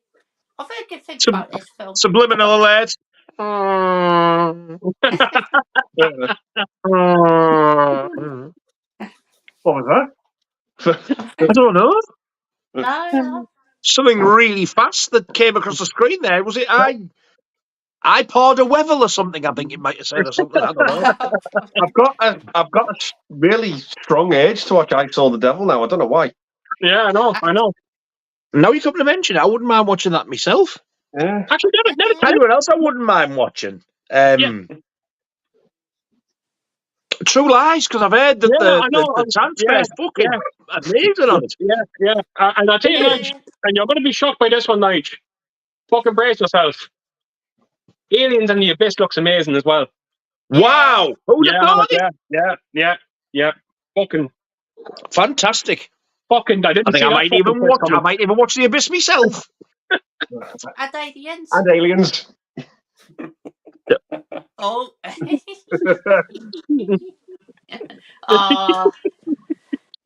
But most importantly, you need to watch True Lies because we're gagging to find out what this transfer is like. I know. No, I do. I did watch it once, but I can't quite remember. Something's telling me it was really, really good. Yeah. Everyone's been so fucking tight-lipped about this fucking transfer. It's pissing me off. I want to find out what it's like. I don't want to spoil it too much. I bet it's very good. Very reasonably priced as well. I bet it's fantastic. Definitely got to give it a go. Makes you want to watch it, doesn't it? It's been under lock and key what this fucking transfer is like. It's I don't know what you'd think they wouldn't want to watch it or something, wouldn't you? I know. Well, I've got a great twist for you. I've got a great fucking twist for you. I'm actually fucking watching it as I'm doing the stream. Whoa! Wow. How the fuck can you concentrate on us with such a quality release? Yeah. Indeed. The mind buglares. Andy, if you seen Late Night with the Devil? Yes, I really, really enjoyed it. Really good. Yeah, the movie I'd probably liken it to the most is probably Ghostwatch. Nice. It's just got this really cool. It's filmed like it's found footage, but there's next to zero shaky cam in it. There's just nothing like it. It's just filmed like in a studio, like a broadcast episode, and yeah, it's quite creepy in parts. That's lovely, but I'm sure he said I Saw the Devil. No, he said Late Night with the Devil. Did you say I Saw the Devil? No, Late Night with the Devil. He said Late Night with the Devil. Nobody's fucking asked about Late Night. Oh, they have. I'm going to bed. Wow. You don't like Nigel. I'm back because I found something I've been looking for ages. Oh. Get it watched and tell us what the transfer is like. For God's sake, been waiting for it. I will. I'll let you know. Great answer, Andy, my friend. I'm glad you enjoyed the film. Dying to know what the transfer on that's like. Give it a go. It's going to be like watching a whole new film for the first time, isn't it? What about yourself, Keith? True Devil and I Saw the Lies. No.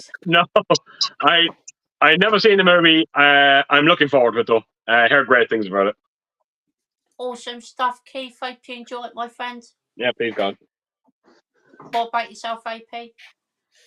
I mean, it sounds like the only decent movie out at the moment, doesn't it? That one of her really good things, and I like that.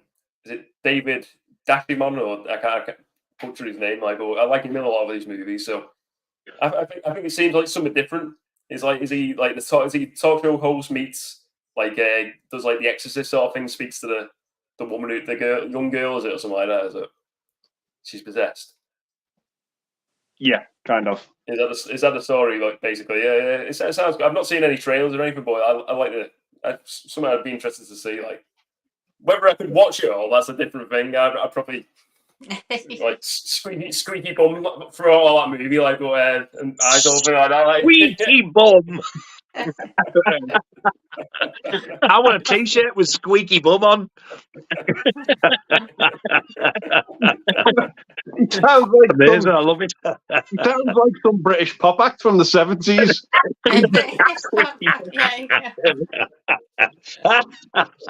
And now he's with their version of Tiger Feet. Please welcome Squeaky Bum. On top of the pops. Sounds like someone who'd be supporting Shawaddy Waddy. Shawaddy Waddy. Boys and girls. Really want you to sniff those fingers.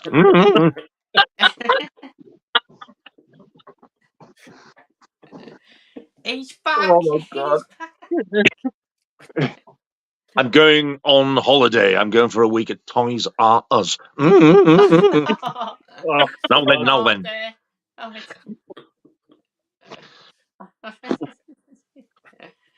Cancelled. What about yourself, Nigel, with this film? I haven't. No, and I've not seen a trailer or anything. So no. But I've heard nothing but good about it. I've got a fucking clue what it's about. No worries, Nigel. I hope you enjoy it when you get round to watching it, my friend. And we've got Fembo Cinema here. Hello, mate. Great to see you here. Well, I'm going to reply to him. Hang on. Oh, yeah. Awesome, brilliant stuff, Nigel. That was quite good, actually. Well, I thought so. Indeed. We got Gary saying, what edition in your collection has the most stunning artwork? That is a crap movie. In other words, shit wrapping gold. Oh. I don't know. Oh my God! I know I have some. I know I have a few in this collection. Yeah, I want to go with mine as the Scream Factory Texas Chainsaw Massacre 4, The Next Generation, because the artwork on it's mint. Oh, something. I'm going to go with June from David Lynch. That film is shite, but the artwork on it's fantastic. Really like the artwork on it, but yeah, the film's really bad. What about yourself, Andy? There's a few that jump to mind. The Warner Brothers 4K box set of Batman and Robin. That movie does not deserve that kind of treatment. And I'd probably have to say the Superman 4 Steelbook in that metal tin library. That movie doesn't deserve that treatment either. No. Awesome stuff, Andy. Great choices, my friend. What about yourself, Keith? I've actually got one on my hand. I was so disappointed with it, but the artwork is absolutely astonishing on it. Oh, yeah. Return of the Living Dead. Look at that. It's just fucking incredible. But I couldn't get into the movie. I could not get into it. It's so dull, isn't it? It's dull. And not only that, but like it's fucking jam packed with special features as well. There's like hours upon hours of special features. There's actually a dedicated bonus disc on that for special features. Oh wow! Absolutely fucking ridiculous. I couldn't get into it. Could not get into it. Shame. It is, yeah. It is a bad film, though. I'm not a fan. And sorry, no, crap movie. Right, sorry. I was thinking of the opposite. Sorry. Yeah, no worries, Keith. All good. Great answer, my friend. Cheers, mate. No worries. What about yourself, AP? You know, I read it wrong. I was thinking it was the most like it was a crap movie. Was it? Is it a crap movie with the with great artwork? Yeah. The great artwork on the court, yeah. I mean, I'd probably say like with Andy what he said with the Batman movie, but Batman Forever. I actually don't mind the movie. I think it's because I always grew up watching that movie. But Batman Forever, the artwork on that is like the Laserdisc, the DVD. The artwork's stunning. It's like if you had it up in a movie room, it looked fantastic. And the movie, I don't think it's that bad. It's not like compared to the new Batman movies. It's obviously night and day. It's like it can't be compared. But the artwork is stunning. I love the artwork. It just looks like. It's like they put real effort into like putting it together. When you see like some covers nowadays, they're just rushed and they just like I look at case covers now. They just all seem like they're all copy and paste the same sort of thing, no matter what movie it is. And then you just get like a special one, and that one was definitely one Batman Forever. I love the artwork on that. Yeah, definitely awesome stuff. AP, great choice, my friend. What about yourself, Nigel? Like I said earlier, Texas Chainsaw Massacre 4. But there is another one which I'd thought of. I can't remember what the fuck it was. I suppose you could look towards a lot of Arrow video releases now, I suppose, as well, couldn't you? Because they do some great artwork on them Arrow releases, but some of the movies can be absolutely shocking. Yeah. Death Screams, I think, is one that springs to mind. I think it's called with that with the slip cover with the die cut mouth. Yeah, and you know, but the artwork's absolutely fucking beautiful. But the film, I was like, huh?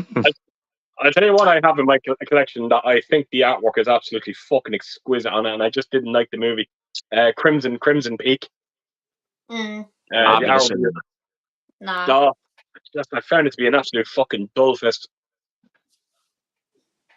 This is a film which is low budget, which I fucking really enjoyed, and I love the artwork, but the film title's fucking shocking. They call the film Evil Laugh. But look at that. Oh, nice. Wow. Evil Laugh. Oh, wow, that actually does look pretty cool. Evil Laugh. And that's the back. I fucking love that artwork. It's all embossed and everything. Is that that's Vinegar Syndrome, is it? Yes. Ah, nice. Oh, it's such a good film. That it's very low budget, but yeah, it is Vinegar Syndrome. Nice. I do agree. That artwork just makes you want to watch it. Yeah, it does. Yeah. I do agree, though, Nigel. The title of the film's pretty shit, to be fair. It is. It's bad. Yeah.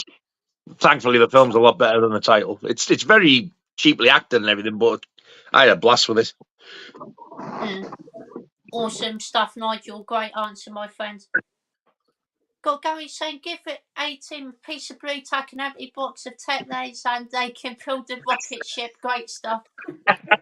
Yeah. Got Dom74 here. Hello, mate. Great to see you here, my friend. Hey, Says, good evening, Paul. Well, any of you seen the new Omen film yet? No, but definitely looking forward to watching it. Is it out yet? I think it is, yeah. I think it is, yeah. I think it is out. Oh, I didn't even know it was out yet. I'll tell you what movie's getting great reviews at the moment as well. That's Civil War. And I've been told by a few people to go and check it out. I'm hearing mixed things about it, to be honest. Really? Yeah. A fella from Australia rang me right after he got out of the cinema. He was that excited by it. Wow. He had to ring me to talk to me about it. And this fella was in the military. And he got a lot. He said it was he had a real lasting impression. It left a lasting impression on him. So I definitely will take his word on it. Because he probably knows what he's talking about. Trail's the boss for that one. I mean, A24, the movies they've been putting out over the past few years, though, they've all been solid. What's that Iron Claw the other week? And that was a really good one. Yeah. That was solid. I'm not too sure about the director. He definitely is a hit and miss director for me. Right. So I don't know. Is it the Civil War, Keith? Yeah. Yeah. Garland, what's his name? And something Garland, I think. Alex Garland, isn't it? Yeah, that's it. Yeah. Yeah. That's it.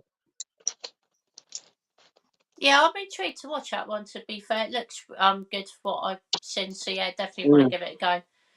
Got our happy saying Alien Covenant is body horror. You're right, Keith. Had to ignore the story. Takes massive shit on the origin story, just like Prometheus. Fingers crossed for Bombless. Do want to watch that film?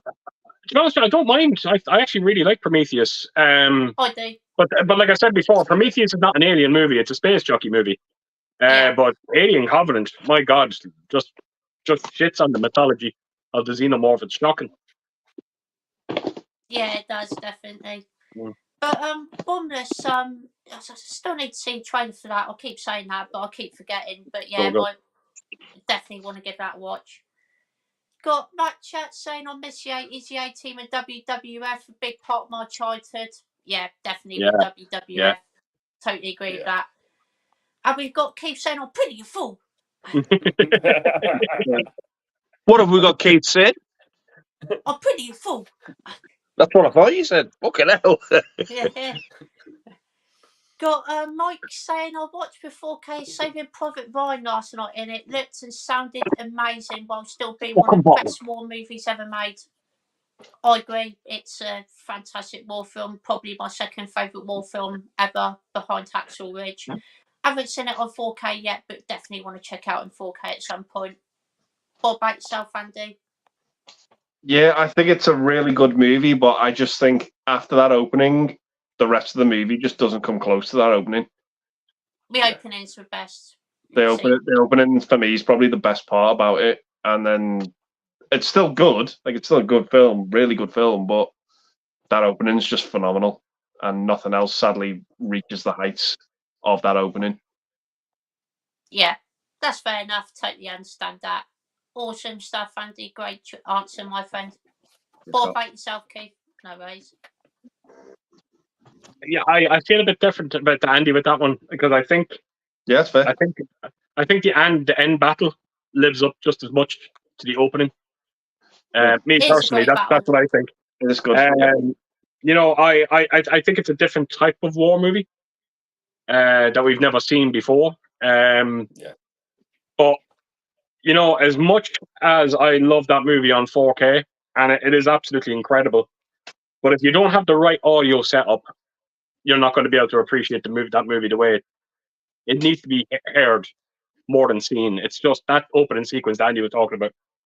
Jesus Christ, we were ducking. We were actually fucking ducking while watching it. Wow. That's how convincing it was. It was frightening how good it sounds. Looks great. No question about it. But it's the Atmos that's the star of the show.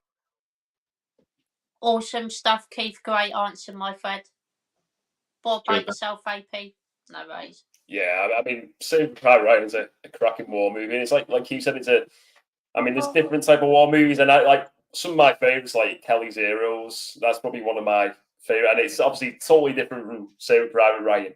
It's like, you know, different type of feel movie, but like that certainly doesn't probably my favorite war movies, definitely.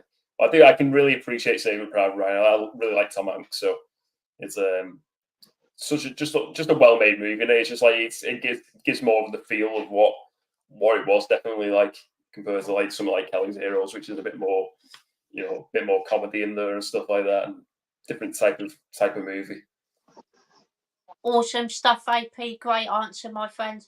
We watched that movie the other night as well, Hacksaw Ridge. Now, don't get me wrong, fucking another incredible war movie, love it. But there is one scene in that I kind of looked at Ellen and I went, "Oh my God, that is way too Hollywood."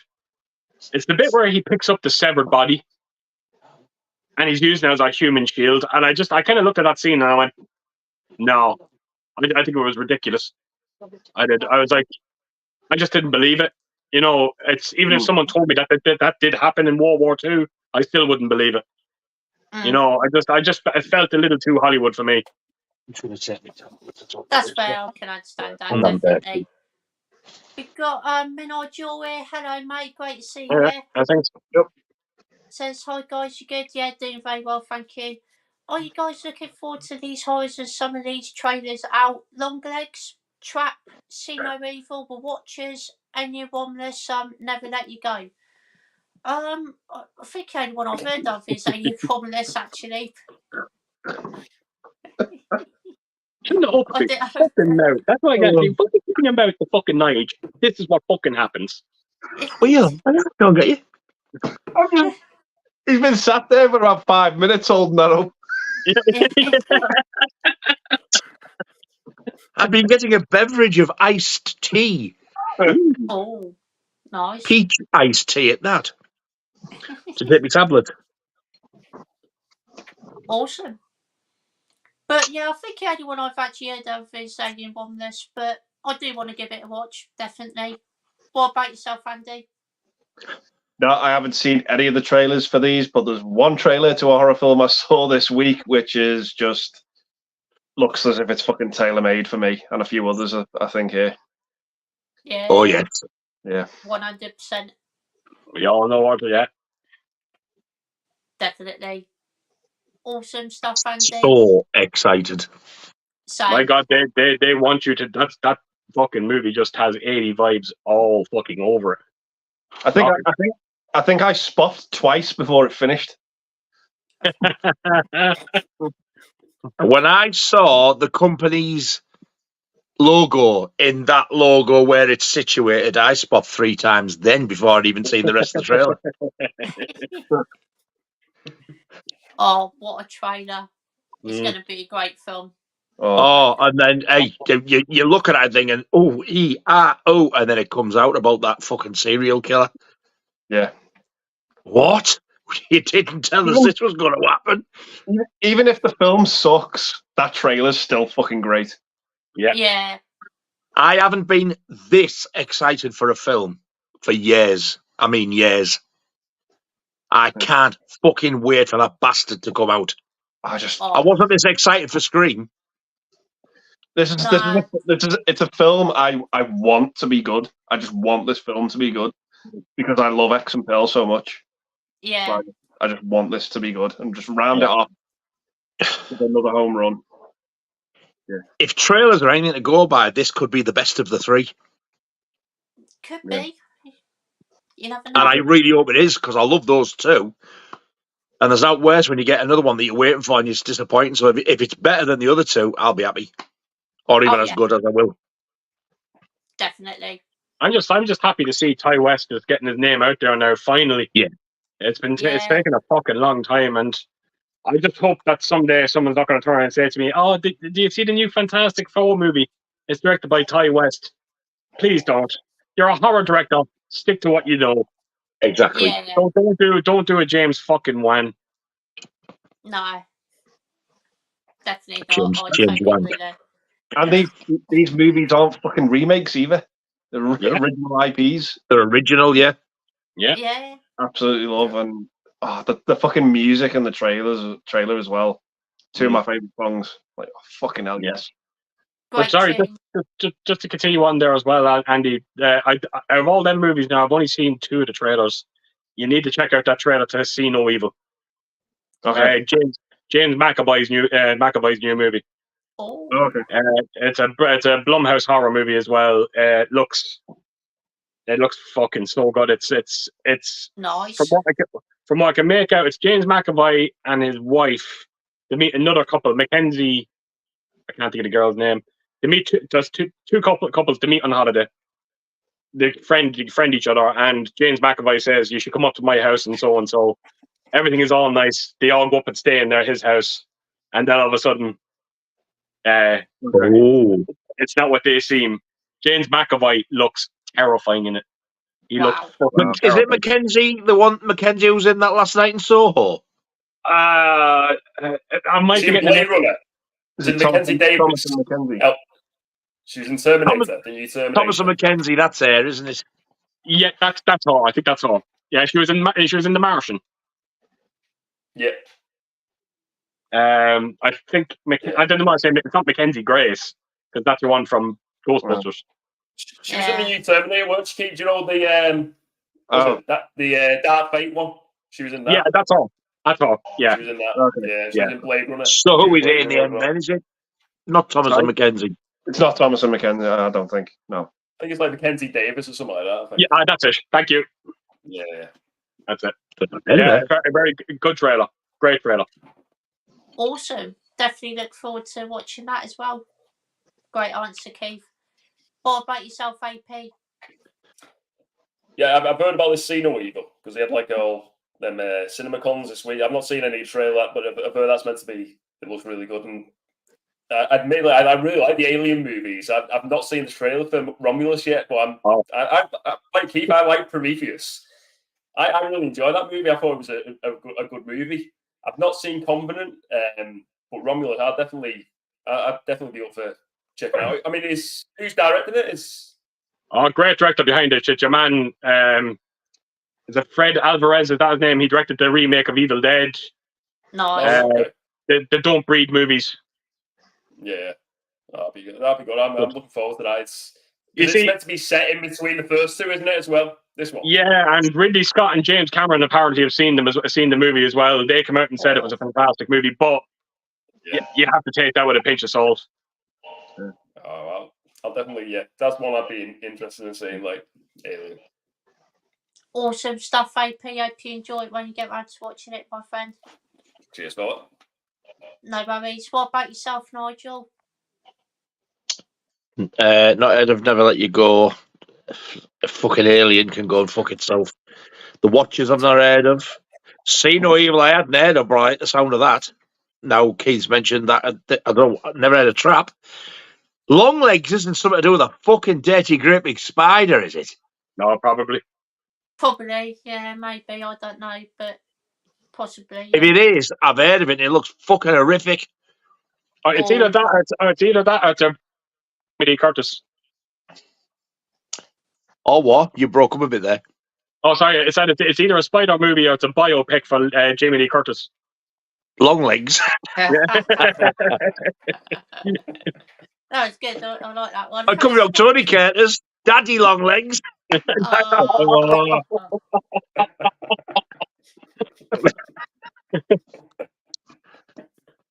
Or a clown on fucking stilts.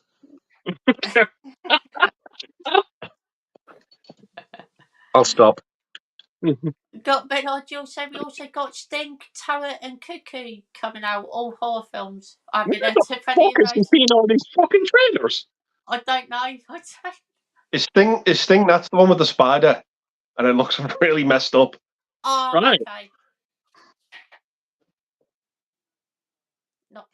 Nigel looks. I thought that was a life story of the singer of the police. Oh, wow. You know, that'll do it. And we've got Slipknot fan here. Hello, my friends. Great to see Hey, you. man, how things are you? Says, question part one. Are you guys big Blade Runner fans? No. Before I see this movie, before I appreciate it, I think Nigel's probably not a fan since it's sci-fi. But I bet even he can't ignore Rutger Hauer's epic performance as enigmatic replicant Roy Batty. Oh, I could. Yeah, to be fair, I could as well, because I think the film is one of the most boring films I've ever seen, to be honest, which is so unfortunate because I wanted to love it, but I just couldn't get into it. What about yourself, Andy? I hated it the first time I watched it. It's now one of my favourite films. I absolutely love it.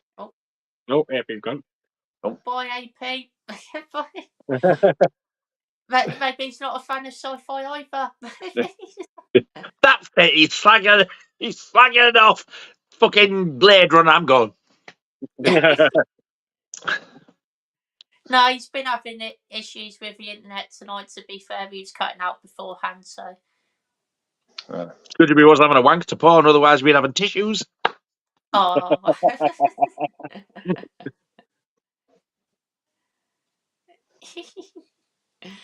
Awesome stuff, Andy. And we know Nigel hates it like me, which is good. Well, maybe hate's a strong word. I don't hate it, but it's definitely. It is a strong word, but it's fucking true. It's not. Yeah. I must admit, the movie's not for everyone. It isn't. No. It isn't. I suppose that goes for any film, though, doesn't it? Yeah. What about yourself, Keith? I think it's highly, ridiculously overrated. I do. Yes. As a matter of fact, me and Ellen sat down. We sat down to watch the sequel. I couldn't even get to the bit where Harrison Ford came into it. We gave up. I couldn't take it anymore. I couldn't. I kind of said that, and even if when Harrison Ford comes into this, he's not going to rescue the movie for me. He's not going to rescue. I was so goddamn bored. But I think there was ones. I remember the scene we knocked off. It was Jared Leto. One of the scenes with him, and I was like, it just felt like it went on for a fucking infinity. And I was like, oh my god! I said, I can't watch this movie anymore. It's so visually beautiful. Yeah. But it's not enough. It's not enough. I agree. Too slow. Yeah. Awesome stuff. Well. It's a smart man's movie. Thankfully, I'm a stupid cunt. I'm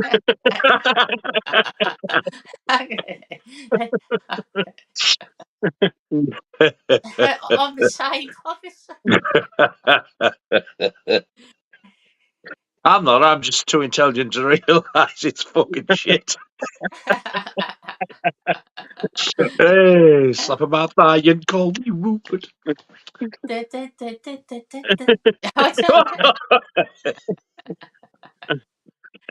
Number one hit single there, Nigel. Let's release it. Yes.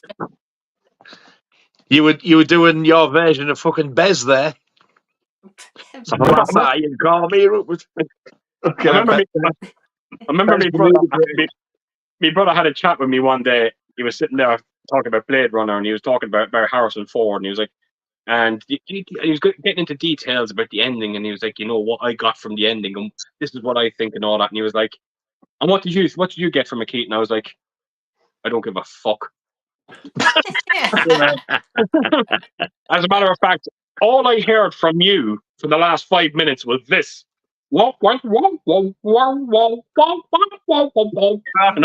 I heard for 5 minutes. Watching the fucking clangers.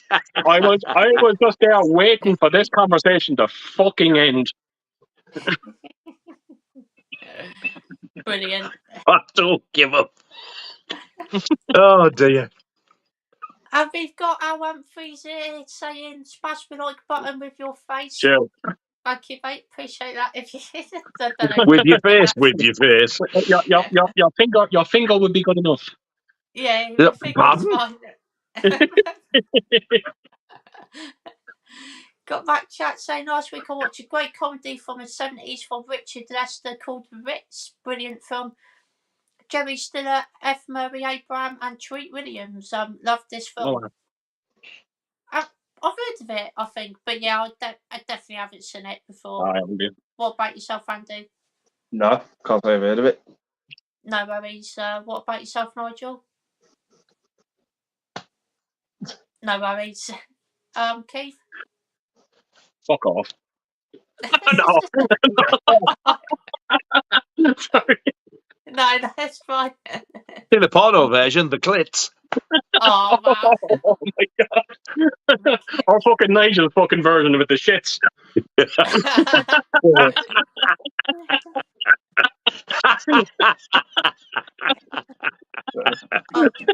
Hey, fuck me backwards.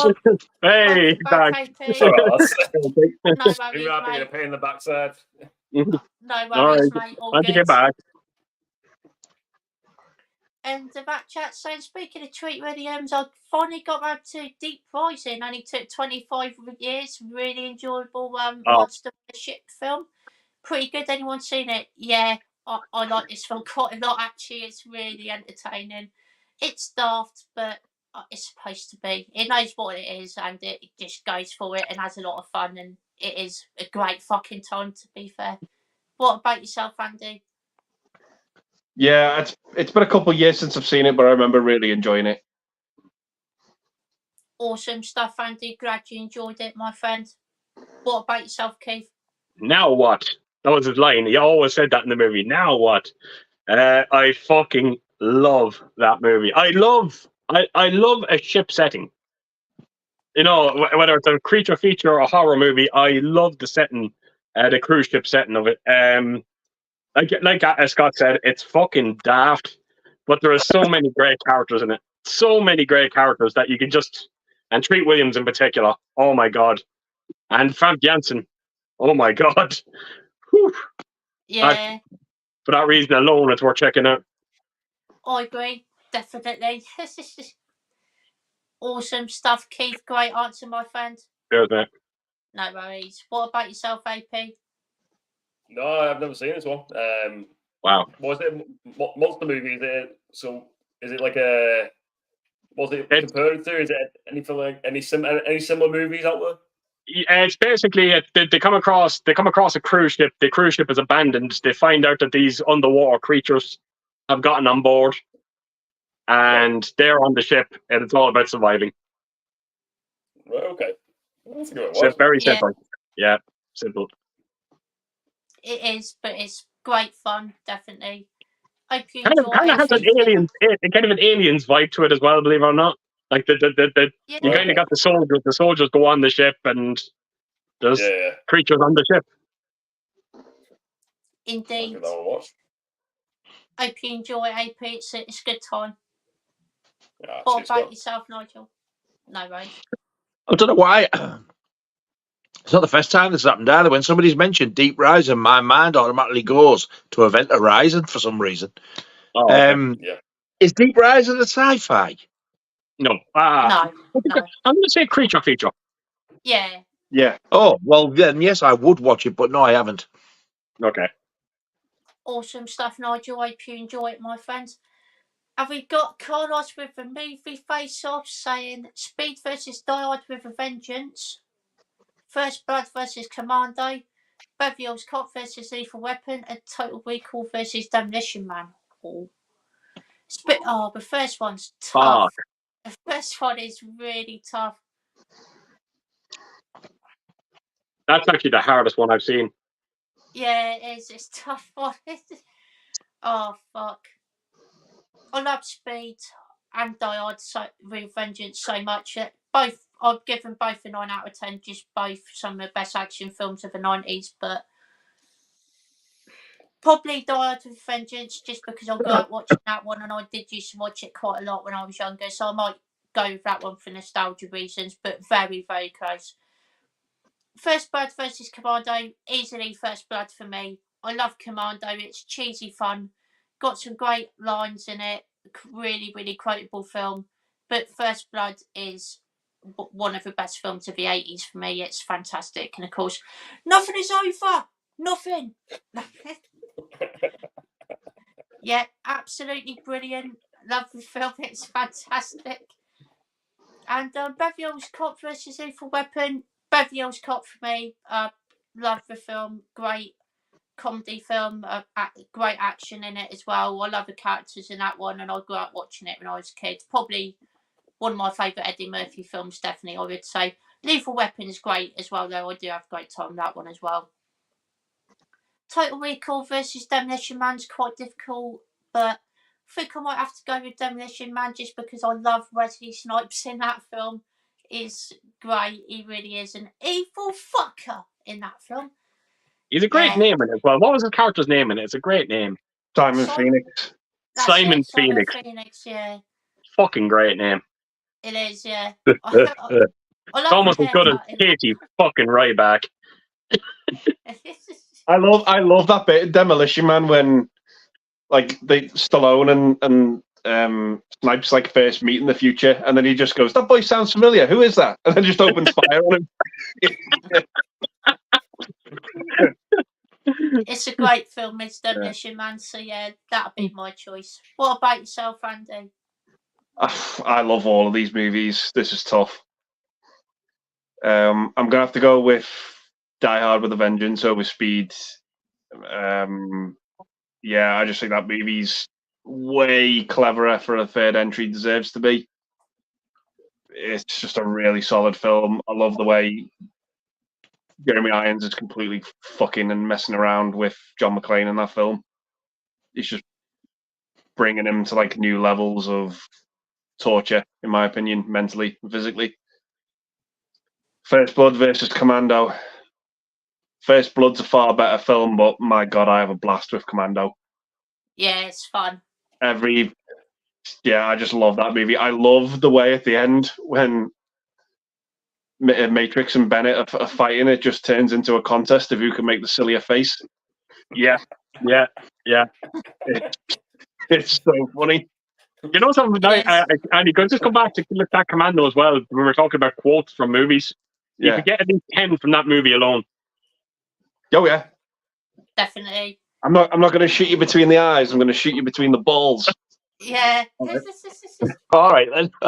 I eat green berets for breakfast, and right now I'm very hungry. You're getting old, John. You're getting old. Getting old. He looks like Freddie Mercury in a fucking chain vest. He does. He does. What a fucking thought.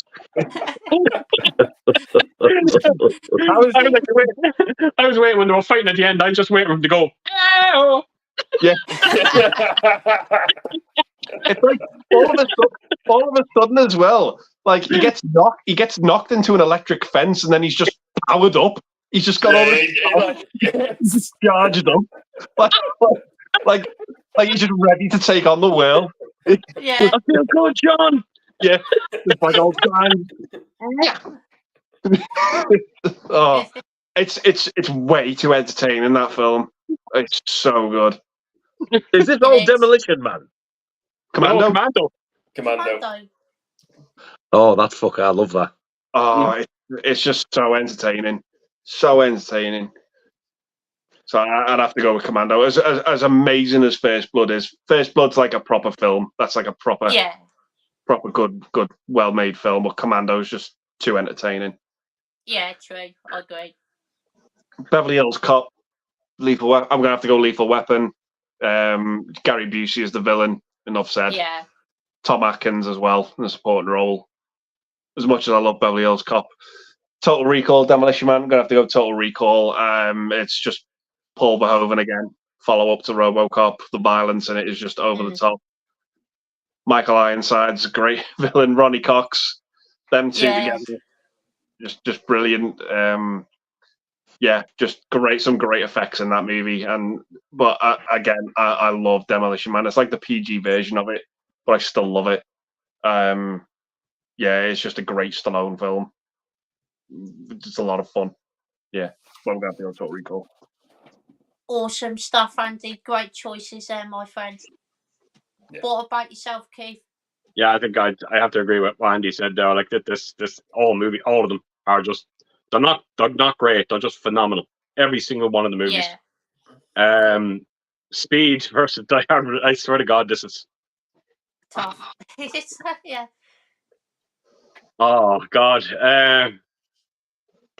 I'm leaning towards Die Hard with a Vengeance, even though, as much as I love Jeremy Irons in it, he's a little too nice for me as a villain. Mm-hmm. But it's highly entertaining. Samuel L. Jackson brought so much to that movie, and the chemistry between him and Bruce Willis, fucking perfection. First Blood and Commando, again, so tough. I have to agree with Andy. I have to go with Commando. Batshit fucking great. Like one man against an entire fucking army. Yeah.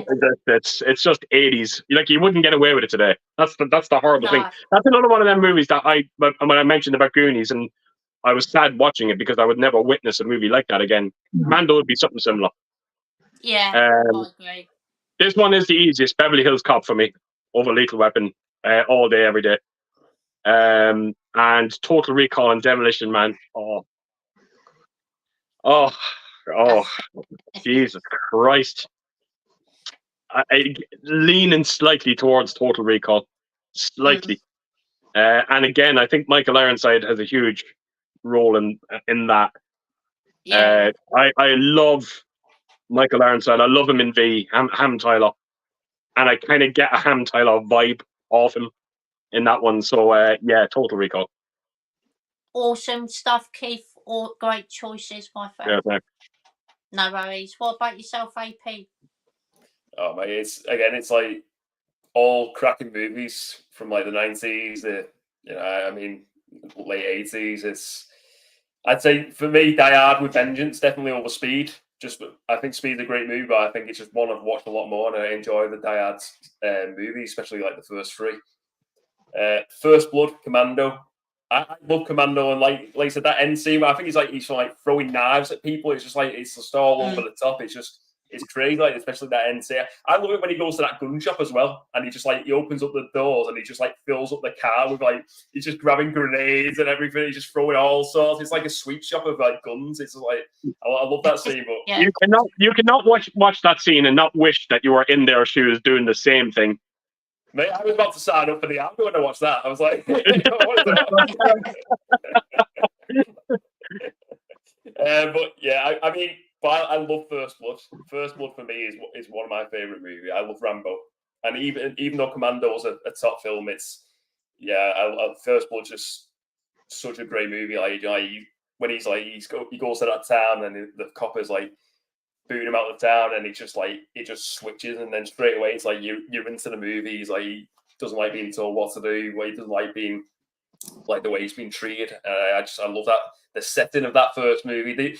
I think the rest of them Rambo movies some of them are hit and miss. Like that first one's just amazing. And Lethal Weapon, I like Lethal Weapon definitely. I like Beverly Hills Cop, but I'm a big fan of the Lethal Weapon movies, and especially that first one is just a classic movie. Like Murtaugh and Riggs, Mel Gibson, Danny Glover, they are just like the ultimate like buddy cop duo there. Like, and Riggs in Mel Gibson in that first movie is just like an absolute psycho. He's just like he's local, he's crazy. I love that character, and it changes a lot. Like later on he goes a bit more like comedic. But that first movie, he's the Lethal Weapon. He's a psychopath. He's on the edge, and that's why I like that movie. But he's such a he's like an ex like top army guy. He's like a really good shooter. Top film, and Total Recall for me. I can't. That's one of my favorite films. Science fiction like that, and like The Running Man, 90s science fiction for Arnie, and like I said, Paul Verhoeven straight after like RoboCop doing that one. That's a class movie. Super film. The music, the practical effects, like when you see it, like when they're like landing on Mars, and you see like the practical effects and the music, everything just all clicks together in that movie, and it's just mate, it's a feast. All the movies are just like a feast of great cinema, though. They're all cracking movies. I agree. Yeah, definitely. Awesome stuff, AP. Great choices, my friend. Cheers, buddy. No worries. What about yourself, Nigel? I've not seen Die Hard with a Vengeance, so I'm still going to say Speed because I absolutely love that film. Great. I haven't watched First Blood yet, so I'm going to say Commando because I love Commando. Beverly Hills Cop, but I do love Lethal Weapon. But Beverly Hills Cop for me pisses all over it. And I've never seen Demolition Man because I've always avoided it because it looks like a really dodgy sci-fi film. Even though Total Recall is sci-fi, I love that film. So I'm going to go with Total Recall for that one. Awesome stuff, Nigel. Great choices, my friend. Got me, Nigel, saying, are you guys looking forward to Abigail, another horror film based on the child of Dracula? I've heard of it, but I haven't seen a trailer or anything, so... The child of Dracula? I'll explain in a second when it gets to me, Nigel. Right. What about yourself, Andy? Yeah, I've seen a trailer. Want to check it out. Looks pretty fun. Awesome stuff, mate. I hope you enjoy it when you get around to watching it. What about yourself, Keith? Yeah, look, I'm going to watch it. There's no question about it. But I have a funny feeling I'm going to turn around and say it's average. I have a funny feeling. I don't know why. Now, basically about these people are hired to stay in a house. There's a young girl in the house. The girl's a vampire. And that's so. There is a people under the stairs vibe to it. Maybe just the setting of it. I don't know. But I don't know. I just don't. It looks too similar to the director of that movie. Directed Hide and Seek, and it just seemed almost too similar to that movie in a weird kind of way. So, look, I'll have to say, I want to see it though. Awesome stuff, Keith. Great answer, my friend. What about yourself, AP? Yeah, I've heard about it. Who's in this one? Is there anyone like notable in this one? No one know. Is the girl who got fired from the last two Scream films? Is she in it? Oh, yeah, you're right. I think she is. Yeah. Yeah, I've heard about it. I've not seen any trailers or anything though. No worries, AP. Great answer, my friend. And Nigel, will you watch this one? I don't know. The Child of Dracula makes it sound fucking stupid. I mean, I hope it's not. Well, it's not. It's not the Child of Dracula. I don't think it is Dracula. It's just she's just a vampire. Mm. If it's going to be gothy like the Gary Oldman Dracula, I hated that. So I don't know. I'd have to see the trailer or see the poster, see what it looks like to see if it tickles me thing.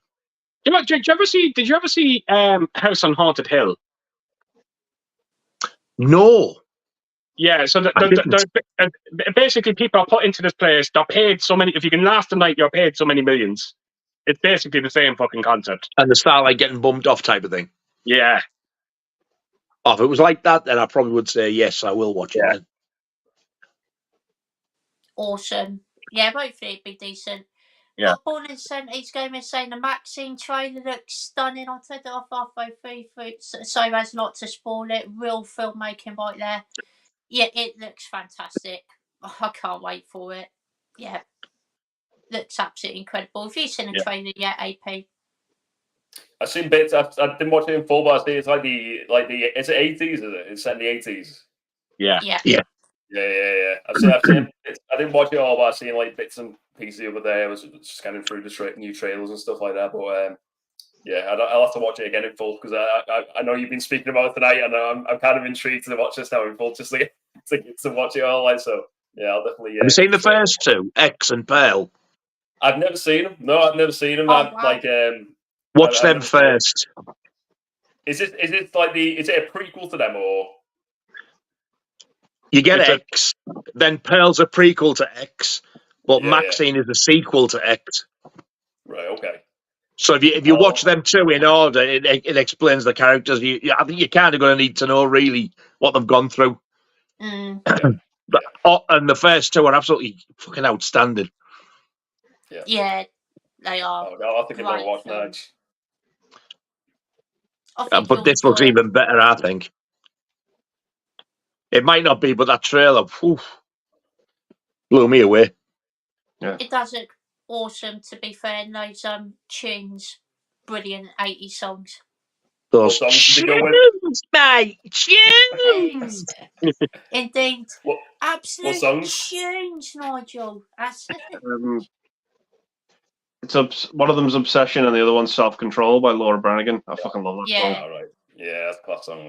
That Self-Control screams. It's just it screams 80s. Yeah, it is. Yeah, it's great song. Obsession as well. Yeah, great song. I'm sure it said on the trailer that the year come up was it 1985? It's based. I can't remember what year it was. It was 84 or 5. I'm sure it was 85. It would have been nice if it was 84 because it's probably the best year of for the 80s when it came to movies. So. Yeah. Probably was for me. That's the year I left school as well. Got rid of that shit all. And I saw Beverly Hills Cop and A Nightmare on Elm Street at the cinema as well that year. Wow. And Ghostbusters and Gremlins. Jesus Christ. Right, yeah. And that was also the debut of Wasp as well. So yes, it was. Yeah. Terminator came out as well. Yeah. Iron Maiden's Power Slave. Oh, nice. Cracking music in 84 as well, by sounds of it. This is why this year would be perfect for them to release an Elm Street 4K box set. Yes. Yeah. 40th anniversary. Yeah. Fucking, they've got to do it. Did you not hear about it? No. The recent remake. They're releasing the remake on 4K. Yeah. Oh wow. I think they're doing it to piss everybody off. It's like we're going to release this, and you might shut the fuck up asking us. Sounds like it. Idiots. It does. Donuts. But yeah, 84 is a fucking cracking year, so we could be in for a cracking film here, hopefully. Let's hope it's good. Got Slipknot fans, so what's your favourite F. Murray Abraham movie? I don't know. I don't know. Who in holy fuck tits is F. Murray Abraham? The name does sound familiar. Mine is Last Action Hero and Amadeus because he's in both of them. Oh, the Smurfs. Father Abraham. Father Murray Abraham, may I add? Who is he in Last Action Hero? He's what's his name? Practice, and he pulls the gun on him, and he's like, "Oh, Danny said you said you killed Mozart," and he's like, "Mo who?" Mozart, and he goes, "I kill a lot of people. I can hardly remember." I can't think who he is. I can't remember can't. either. I can't. I thought that was Charles Dance that said that to him. No. It's Murray Abraham. Charles. It's when he has a small role in it, and then he gets shot by the cat played by Danny DeVito. He's like, "Oh, thanks, Whiskers, you saved my skin." I can't fucking remember. I'm drawing a blank.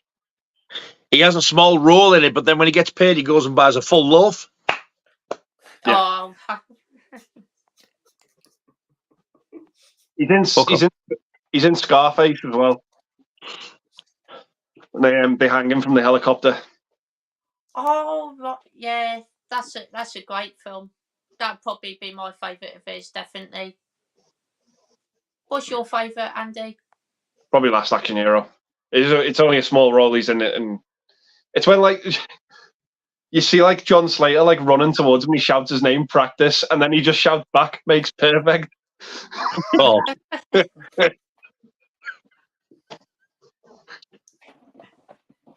Yeah. Awesome stuff, Andy. Great choice, my friend. What about yourself, Keith? I don't fuck the Teletubbies movie. I don't fucking know.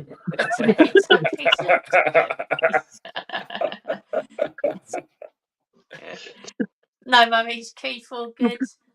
What about yourself? Last Action Hero. Oh, awesome stuff, Keith. Great choice, my friend. What about yourself, AP?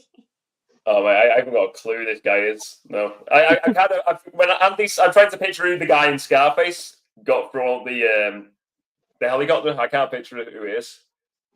No, I'm the same. I've got a picture of a guy in my head, but I don't know. I think it's I can't think. Trying to think. He shows up in like quite a few Wes Anderson films. That's it. like A Nightmare on Elm Street. Yeah. That'd be funny if he directed one of those. Oh, wow. That'd be strange as well, actually. Hopefully that never happens. But yeah, awesome stuff, AP. What about yourself, Nigel? Probably Jaws 3, because he played the shark in that. Amazing. It's the worst Jaws film, but the best portrayal of a shark. I was going to take Cannibal Holocaust. He played the sliced off cock in that. the Teenage Mutilated Ninja Turtle. and of course, he might have been in Pig Flamingos. Yeah, he was the dog shit. He was actually. He played the dog turd. Yeah, got you first. Wee. Yeah, to be fair, Keith did say that first. Said what first? He said Teletubbies. No, I said he played the dog turd in fucking Pink Flamingos, and around 3 seconds later he was He's been gobbled by Divine. So wrong. Just everything about that is just so wrong. It's a one fucked up film. It is. It's and of course it gave me that photo right there. That is where that originally came from. Yeah, I've really done myself over with that one, but it all worked out well in the end. But yeah, go through a few more carrots. So think about wrapping the stream up soon. But we got Gary saying, are there any movies you watched that you really enjoyed, but the end completely ruined the whole film? Oh, that's a great question. Yeah, Canny few probably. I really enjoyed Smile, but I didn't enjoy the ending. It was weird, just weird, stupid. But the film itself was actually really enjoyable. But yeah, the ending's just weak. What about yourself, Andy? Yeah, I'd probably have to go with Rat Race. I love that film. It is just it's one of the best comedies ever, but the ending fucking sucks. It is just awful. Fucking awful. I can't abide the ending, and I can't abide Smash Mouth. I fucking hate that band. Oh, yeah, I'm not a big fan either. Fucking awful. They just had this big cameo at the end. It is fucking awful. Can't stand it. But I love the rest of the film. The rest of the film's fucking funny. Awesome stuff, Andy. Great choice, my friend. What about yourself, Keith? Fuck it. I had one in my fucking head. Oh. I had one in me. I was never crazy about Starship Troopers, and then just the basically the writing at the end. You know, they will fight and they will win. I was like, okay, well, we won't need to see the sequels now because we fucking know that they fight and they fucking win. But there was, I thought of it. Again, people are going to disagree with me on this because I got something very different to this ending that everyone else seems to get. Everyone thinks it's shocking. I think it's fucking funny. The Mist. I every time I watch that ending, I break my arse laughing because I just refuse to believe that someone could be that unlucky. And it's shocking. It is shocking. There's no question about it. But when he's kind of there kneeling down and he's like, no, I was like, I just start laughing. I can't stop. I can't stop. You're a sick puppy. I'm sorry. I'm sorry. I don't like the ending to it. I fucking don't like. You can name so many Stephen King movies that fuck up. You know, the Stephen King is renowned for not being able to end his books, and you get it a lot with his movies as well. And I got it with The Mist. I wasn't crazy about it. Yeah, that's fair enough. Awesome stuff, Keith. Great choice, my friend. Cheers. No worries. What about yourself, AP? Oh mate, that's a hard one. I mean, the one that just comes to mind is I'm a big Star Wars fan, and the Rise of Skywalker is meant to be like the ending to this new trilogy and stuff like that. Yeah, and I come out of the cinemas at the time and thought I kind of like thought it was okay, it wasn't too bad, and then as years have went by, I just realised that was really a trash movie. The ending was just really badly done, and because I think it really started off well. The first movie was decent. I didn't mind the second one after a second watch. I didn't like it when I watched it the first time, but the third one, it was just like I don't think it appealed. They could have really went into like real Star Wars fandom and really give us something special, and they just didn't really do that. It was kind of like a half-assed job. It felt really rushed, and it just felt like they were just putting out whatever. It's just like let people watch it. It's Star Wars, throw it to cinema. And I think that's the problem with sometimes with them big movies. They just think everyone will just go. I think that's the problem with Marvel these days as well. I used to really enjoy the Marvel movies, but like I watched like a few of them recently, and just like Quantum Mania, that Ant-Man movie, I enjoyed parts of it, but it was just like the ending was just really flat. And they showed up in the trailers anyway, so I couldn't wait for that movie to end. I couldn't fucking stand it.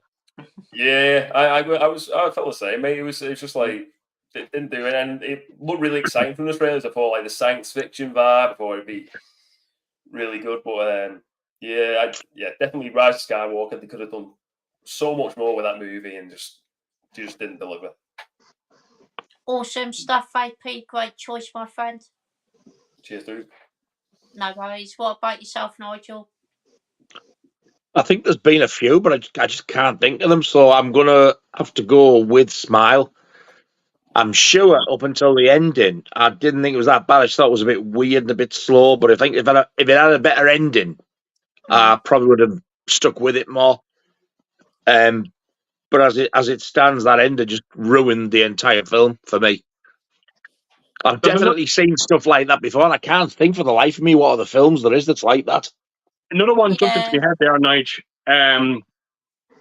Pet Cemetery. Now, and I'm not talking about the bit with the child. Yes. But I'm talking about when he buries the wife. Yeah. And I was like, what are you fucking thinking? You buried the cat came back evil. You buried your child, the child came back evil. And then he buries his fucking wife at the end of it.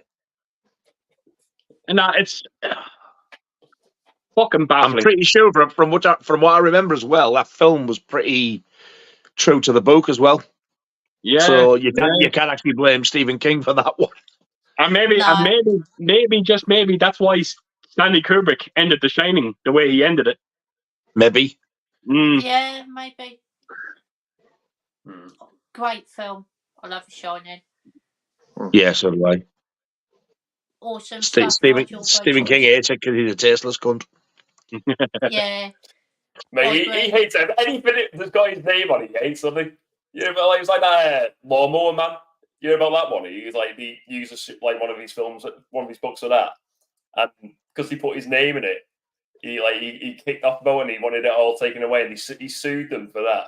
And then years later, they did the VHS and he sued them again because he put his name to it because he's just like. I enjoy that film. You know what? I've been meaning to watch it. I've never watched it, but I've heard it's really good. So I've been meaning to watch recently. That one. It's not bad. The CGI in it is dated to hell. It is it's awful sort of CGI, but I actually think it's quite a good little story. I don't mind that film at all. The second one's awful. Stay away from the sequel. Fucking hell, it's fucking. Yeah, but the sequels weren't too bad. Yeah, it starts off all right, but my god, is it fucking boring. Right. Oh, it's a dull film, Lawnmower Man 2. Wow. I'll have to give it a watch, that one, mate. Yeah. Yeah, you know what's funny about that Lawnmower Man? And this is no bullshit. I'm almost certain I have it on my DVD upstairs. Actually, across the cover of it, I think I said visual effects that exceeds Terminator 2. Something like that. They put something on it. Something ridiculous like that. That visuals like Terminator 2 or visuals that exceed Terminator 2, and even at the time they were shit. It's weird. Every time I watch Lawnmower Man, I always think of fucking the Langolier for some strange reason. Yeah. I've only ever seen Lawnmower Man once, and I absolutely fucking despised it. I watched it because I knew it was based on a Stephen King story. But when I watched it, it was not based on a Stephen King story at all. It was sci-fi. The Stephen King story is actually about a man who goes around cutting people's gardens. Wow. And he loves to do it. And then you find out at the end, the woman whose garden he keeps going to, she's thinking, I don't know what it is, but she can hear a noise or something. She looks out at him cutting the grass. And he's stripped off, stark bollock naked, going along the grass, and he's eating the grass. That's how he cuts it, with his own fucking gob. Wow. It's got nothing to do with the film, but I'm sure it says based on a Stephen King story. Wow. Nothing like it. Wow. That's the thing. Everyone was going apeshit over that trilogy, and I was like, what is going apeshit over? It can't be its sequels. Surely not. Who fucking wants them? If anything, you're devaluing set. There's 3 Lawnmower Man ones. Yeah. Yeah. The fucking first one was bad enough. The second one was horrendous. Isn't the guy in the first one him who has the guitar in Psycho 3? Hey, watch the guitar. That's right. I thought it was him, and it was years ago when I saw that, but his face is fucking emblazoned in my head. I was watching him in Psycho thinking, what else have I seen him in? That's what it is. You would have seen him in Planet Terror as well. Oh, shit. He's the fella. He wouldn't give away his barbecue sauce recipe. Fucking, I haven't seen that since, bloody hell, 2007 or 8. Wow. Oh, wow. So I need to watch it again. So good. Got Andy saying hit the like button. Thank you, mate. Really appreciate that. Thank you. Got War Part Studio here. Hello, mate. Good to see you here. So, yeah, what's man, your favourite Argento film? Oh. I think I'm going to go with Suspiria. Absolutely love it. It's really atmospheric. I love the score in that film. So creepy, and it's just great filmmaking. I really do enjoy Suspiria. It's my favourite one for sure. What about yourself, Andy? It's coin toss between Suspiria and Deep Red. I think. Oh, yeah. Awesome stuff, Andy. Great choices, my friend. What about yourself, Keith? My favorite movie by him was the movie he didn't direct, Demons. Yeah. You know, even though you can feel his presence in that movie, no question about it. But if I want to pick my favorite movie he directed, probably Inferno. That's a good one. Definitely. Awesome stuff, Keith. Great choice, my friend. What about yourself, AP? No worries. Oh, mate, it probably sounds bad. I've never seen any of his movies, so I've heard like Deep Red's meant to be brilliant, but yeah, I've never seen any of his movies. Yeah, he's a great director. Great horror director. Yeah, you'll definitely enjoy some of those for sure. Definitely. Have you ever seen Dawn of the Dead? I've seen it. Why did he direct that? Oh yeah, oh the original. Yeah. Oh yeah. I didn't realize. Did he direct that? Yeah. No, he didn't direct it, but he done a cut of that movie. Yeah. Oh right, okay. I've seen the original. Yeah. I like that movie. I like the original Dawn of the Dead. Yeah, there's the Argento cut you can get of that movie. Yeah. Right. Okay. It's quite good. Was he? Oh, okay. Was he involved as well? Keith, was he like? He was heavily involved. I think he tries to take more credit for that movie than he should, if I'm completely honest. Mm-hmm. There's a lot of people out there that think that it's more an Argento movie than a Romero. I absolutely do not agree with that. It's a fucking Romero movie. It screams Romero. Yeah. I agree. And what a film. Yeah. Definitely. What about yourself, Nigel? Nice. Yeah. God, I love this film. Great movie. Probably followed very closely second by The Cat of Nine Tails. That's another cracker. I love that one with Carl Malden in. And another shout out to The Crystal Plumage is another fucking brilliant one. But yeah, it's got to be Tenebrae for me. Awesome stuff, Nigel. Great choice, my friend. We've got Sean Allen here. Hello, mate. Good to see you. Says, good evening, you crazy fucking bastards, past fuckers. Oh, Nigel, no. Fuck. I don't. Is that something to do with John Perry, is it? Oh, my yes, it is. Sorry, thick as fuck. It is, yes. It is. That was funny. Got Tom Buffley. I was thinking bottom. That's what threw me. It says, nice to see you all evening, Nigel, one of the wise men of movies. Am I? Oh, thank you. And we got Jeff saying Terminator 2. Terminator 2. Look at the fucking spelling on that. Terminator 2. And we got Leon from Leon Talks Film. Oh, hello, my God. Mate. Good to see you. Hello, mate. Blast from the past. Yeah, been a while. And he says, popped in when you were talking about the first Omen. It's fantastic. There's another good call for it then.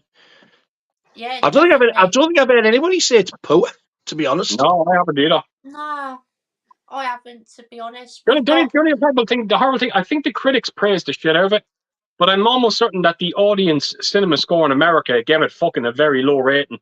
Apparently, they weren't crazy about the audience themselves. But from what I've been told by around 5 people, it's supposed to be great, very faithful. That's all I need to hear. Yeah, same. Yeah, definitely 100%. We got Connor saying, as usual, I tuned in for Danny Scotty Dyer impression. Let's have it. What else are you going to do on a Saturday? Sit in your fucking armchair wanking off to pop idols?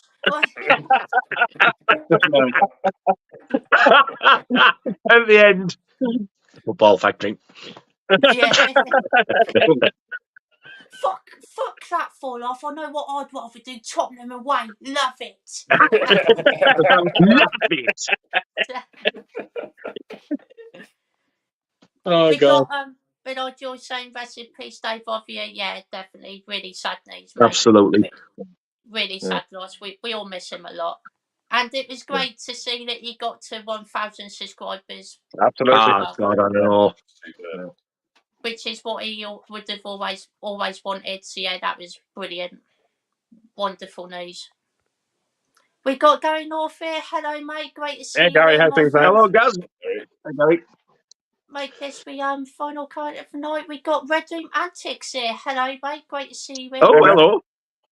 Says evening all. Battle of the Michael Douglas female co-stars.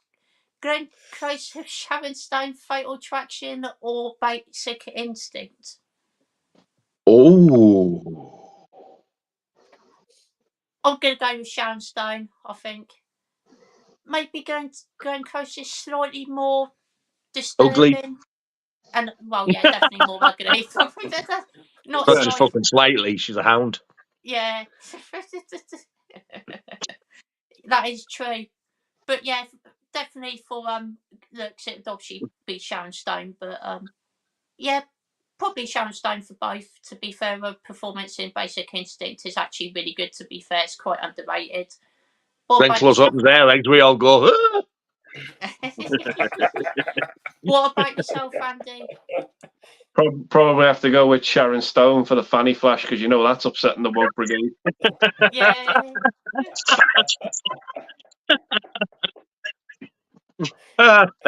It is a flash. Blink and you'll miss it. You got a pause button? As you well know, you filthy beast.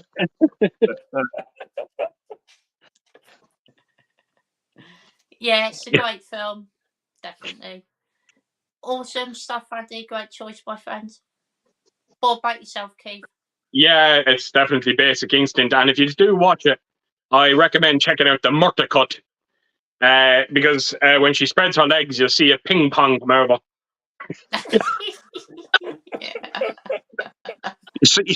You see a family run out and towing their house behind them. See the cement goes in and then fucking fill in the hole. The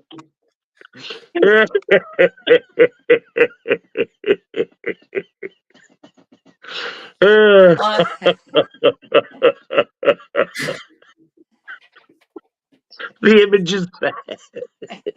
The fucking image is there. Oh, man. Awesome stuff. Once again, put the picture in of Nigel that we fucking see.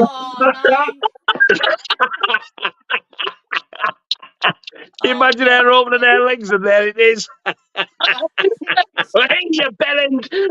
Gary, get on the fucking job. Get that sorted. Get the head on Shaz's clit. Thank God. Oh, awesome stuff, Keith. Great choice, my friend. Cheers, mate. No worries. What about yourself, AP? Oh, but I like both of them movies, so. But yeah, I probably lean more towards Basic Instinct. I think it's just I really like Sharon Stone. I like her in a lot of films, so yeah. I'd definitely go with that one. Yeah. Awesome stuff, AP. Great choice, my friend. What about yourself, Nigel? No worries. To be fair, as co-stars, both of them did a fucking amazing job. Yeah. It's hard to call because Glenn Close was fucking quite scary. She was.